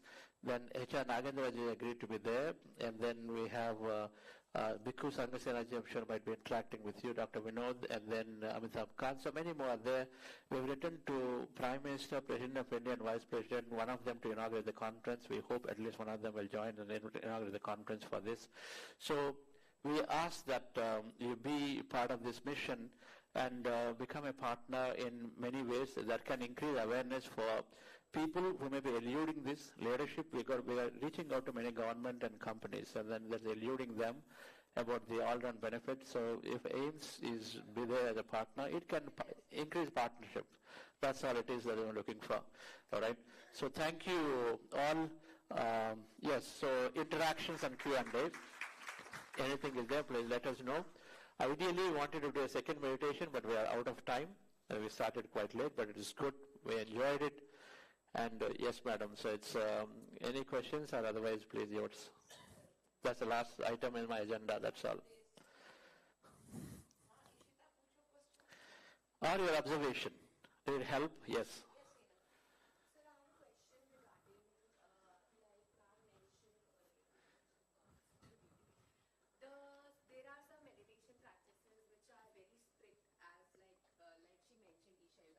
Done meditation at Isha. Thank you, Isha Yoga. So, for example, what is the significance of our posture? For example, posture in like meditation, like this one, in this one today's session, you said that we have to sit relaxed and just close our eyes and clasp our hands. So, according to the posture, is it varying? No significance. Okay. If you understand the science, is resting the mind. So there is no significance in the body posture. We're not trying to do chakra energy up and do special things. We simply want to rest the mind, number one. We want to transcend the mind so that we can become and connect with the consciousness and the energy field that is there, two things. That requires body to be most relaxing posture. If the body is really, really uncomfortable, mind can never be settling down. So we want it to be, body to be as comfortable. So drop that myth of it has to be, that Padmasana, it has to be like this and that. Not at all. Right? So it's not required. Posture should be comfortable. We ask that you cross your fingers and then cross your feet a little bit, because those who are in a stressful situation, then the first thing that happens is legs and bodies, hands have a lot of energy because more circulation, they keep moving. So this will gently help to lock. Then there is a spiritual concept and energy circulation happens in the energy body. But otherwise, that's the only thing we ask. But suppose some people cannot even do that because some difficulty is there, fingers cannot be crossed because some patients have an issue. We say, fine, do the way it is. Some people cannot sit. We say, okay, lie down and do it. No problem. Okay. In a few days, the body automatically cooperates and they'll sit down and do it. That first person, fibromyalgia, she was not able to meditate because she had to lie down. She did it. In about 3 weeks later, she started sitting up and then doing it. Now it's permanent anyway, all right, because she healed. So that's the thing, posture. So that's why I want to bring the scientific. It's resting the brain, nothing to do with the body posture, right? Yes. I mean, relaxation in the body is required.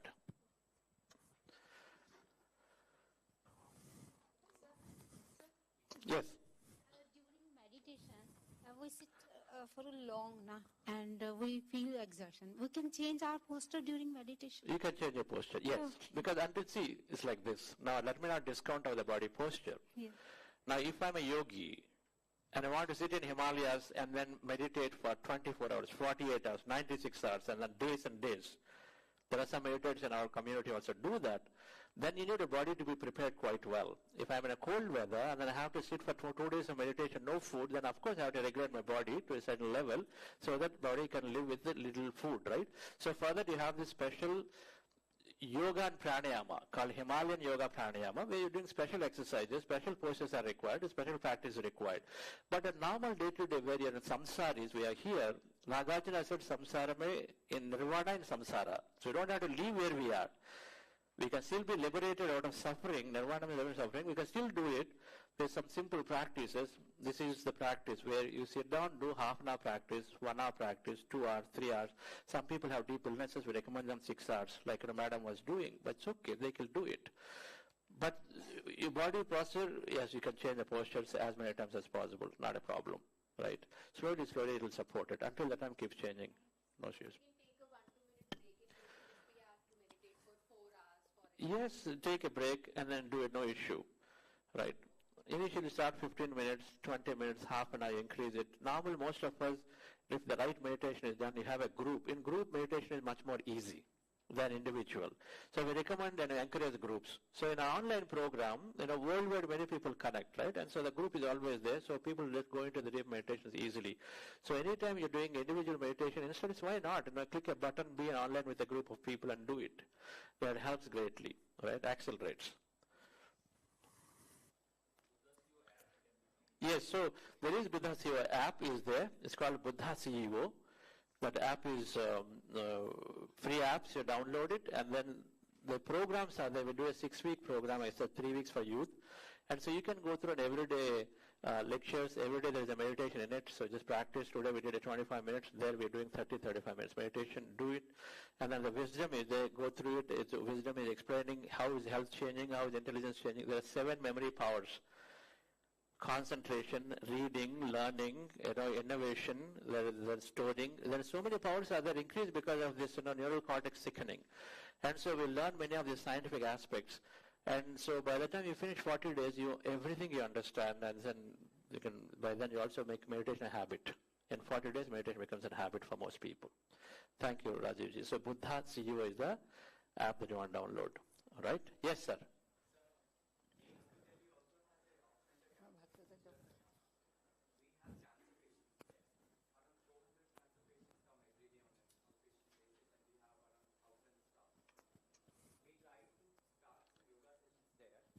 But the problem was that these are floating population, OPD patients, and whenever we do a program, we do not get enough audience.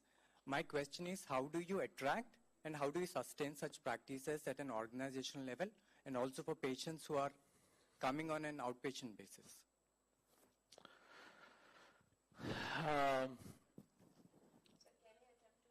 Yes, please, very good. No, it's your answer. Yes, please do. Yes. So he mentioned the word app. One way of sustaining and ensuring compliance is mobile-based monitoring of, and many projects at AIIMS are doing that. The second is that we can stratify our trial participants into groups where, as sir also said, they can be smaller groups where they can be together. And the third is that we can sometimes send some of our staff once in a while to do it. Then technology today gives us some kind of, as you have a conference call or a Zoom link kind of thing. So you can actually monitor and ask so that the trainer can just tell them this is the right way to do it and this is, you can work more on this. I mean, we normally don't discourage people because they are at a very difficult times of their lives. And next is that whatever we are giving to the patient, we also have to give that to the family, whether it is a nutritional intervention, whether it is a mind-body medicine intervention, so that the patient is blended, that practice for the whole family. Otherwise, the family feels alienated.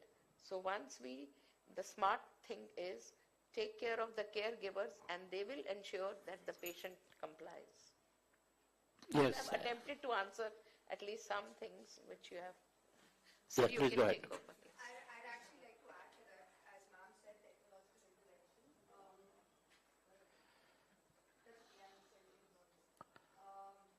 So our channel, PMC Hindi. Ma'am, we have a few hospitals. They're homeopathic centers, but they also have an OPD section.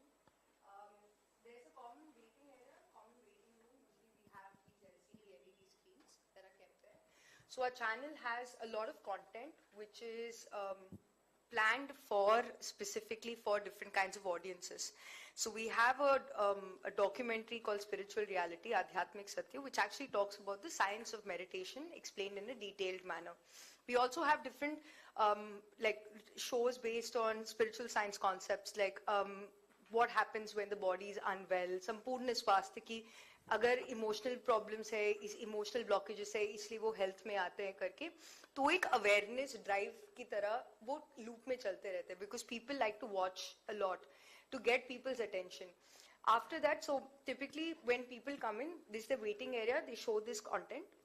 Then we have the second where we have either a physical teacher or as a sub part of that, we have these through the app or like recorded content. So there are levels of patient engagement. Yes. There is levels of patient engagement. The first is, like you said, sir, because there's a crowd, you have to engage them, giving most of the times the environment is a lot of fear, a lot of silence, or like lower frequency emotions. To raise that constant programming of something positive which goes on, we can heal ourselves, all is well, and things like that, in the form of content which is played continuously, which is what the channel does, then aided by our recorded programs in any regional language. Like you said, Jajjar, so it's mostly Hindi and Haryanvi that we get. And then, of course, the third is like a space where people can sit together and meditate. And I'm sure in the waiting area, most of your work in this thing. So, because we've implemented this in about 3 to 4 hospitals in Gujarat. They're homeopathic hospitals, of course, not as serious as the case that you were talking about. But this is something that we can definitely share with you and offer. The content is already available on our YouTube channel, and it's a 24/7 TV channel that's available on satellite. Or we can send you a link which is specific to only AIIMS.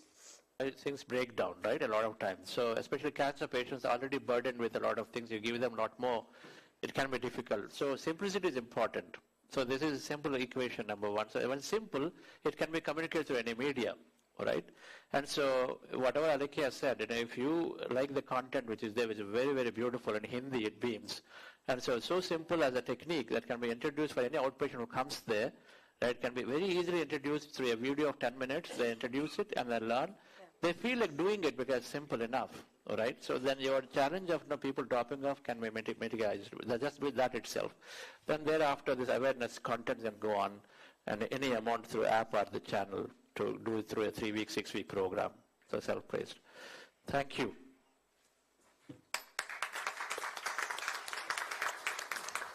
Please give him a standing ovation.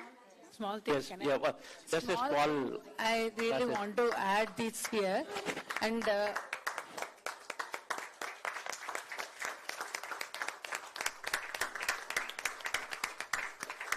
we salute.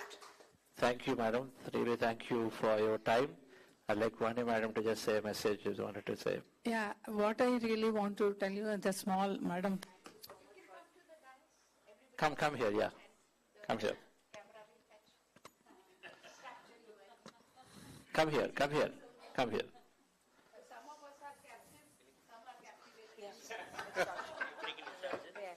You also, can you please come here, madam? Please, please come here. Yeah, no, you hold it. Hold the mic and do it, yeah. Please come. దాంతోనే చేయండి ఇది పని చేస్తుంది ఇదా I was just making a stand here, so it'll be good. వినపడుతుంది కదా okay what I wish to tell you is it's like when Chandra started his own company, in that office we used the pyramid energy, madam. One room we created for the employees.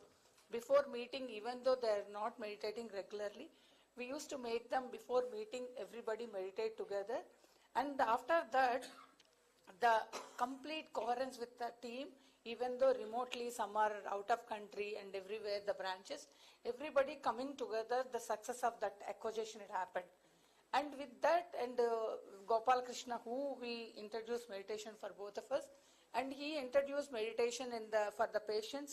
For some ashramas, they created the pyramids, and there completely people 40 days, 3 months, 2 months, they'll go and completely cured, like how the madam cured herself. Yeah. For the really, yes, I saw you on the screen. I want to tell you for the, here if you give some space, create a pyramid meditation room. Create a space, and that what sir is saying, they can meditate together, group meditation with pyramid energy, and really you will see awesome results, sir. And really we will, behalf of ourselves, we want to contribute setting up the room. Pyramid energy room, and really that's a great honor and respect that work. And it really, will be done. Thank you so much. Because mathematics, many people are many times scared, but mathematics is the best spirituality. Once Yes, you engage with mathematics, and as you said, pyramid, the topology part and the geometry part, even in our ancient wisdom, it is said about that. Yes. Today our meditation and Buddha CEO also, every team work together, we eat together, we work together, we meditate together. One youngster, he won't even talk. Just 1 year, he's now so open and he's talking and he's working more There are studies creative. about the bioelectricity once we are grounded and what is happening, So that is what we call higher science. Yes. The only dogma in science is there should be no dogma. Non-judgmental acceptance of every philosophy. That's right.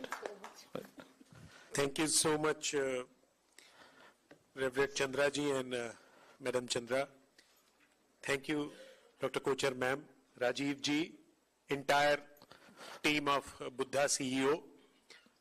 सुबह 9 बजे से लेकर के अभी like 1:45 एक कैसे समय बीत गया, सबके अनुभव, सबके विचार और पूरा ये एक कितना आसान सा एक छोटा सा कैप्सूल प्रेजेंटेशन देखा कि ये चीजें करनी कितनी आसान है, फिर भी हो इसलिए नहीं पाती कि शायद हम उसमें, सर ने भी बहुत अच्छे से बताया कि don't be in haste, don't expect too much to be perfect from the day one.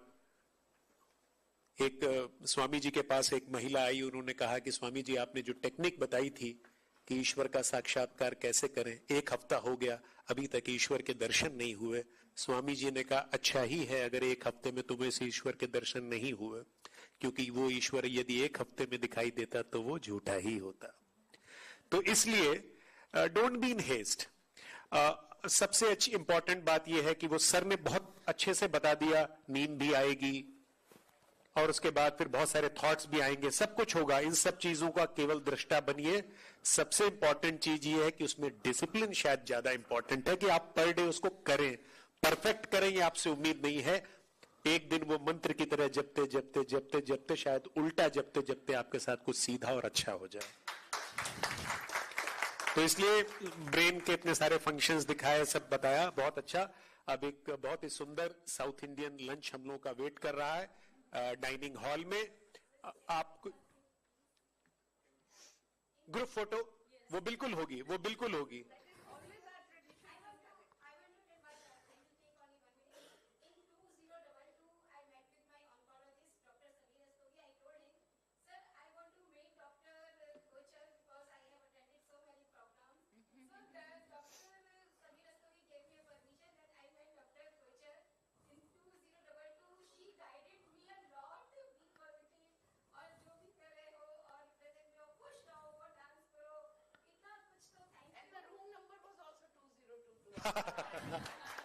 चलिए, तो there is something going to be good to be happen in 2025।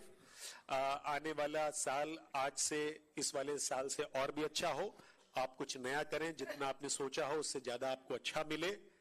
एक सूचना के साथ में कि आने वाले 23 दिसंबर को आपसे भी अपनी डायरी में लिख लें, department of physiology world meditation conference में एक बहुत प्रोटैगनिस्ट की भूमिका में जवाब सुबह से शाम तक हम सब लोग वहां रहने वाले हैं। 23 दिसंबर वर्ल्ड मेडिटेशन कॉन्फ्रेंस। हाउएवर ये होना तो 21 को है शायद शेड्यूल, लेकिन उसमें हम छोटी सी एक एक्टिविटी करेंगे, लेकिन उसकी जो ब्रॉडर पिक्चर है वो किसी अवेलेबिलिटी के कारण, प्रैक्टिकल इश्यूज के कारण उसको 23 को हम करने वाले हैं। साइंटिफिक वैलिडेशन, जी जी जी जी, बहुत अच्छा। तो ये सारी ज्ञान की बातें बहुत हो गई। आप सबका बहुत बहुत धन्यवाद। एक छोटे से उर्दू के शेर के साथ में, ताकि आपके चेहरे खिलें और आपकी मुस्कुराहट आए। आईना गर्द गर्द क्यों है, आईना गर्द गर्द क्यों है, रंग चेहरे का सर्द सर्द क्यों है, जब काम लिया नहीं कभी घुटनों से तो भला घुटनों में दर्द क्यों है। तो आइए नाश्ता करते हैं, लंच करते हैं। एक ग्रुप फोटो के लिए प्लीज आइए।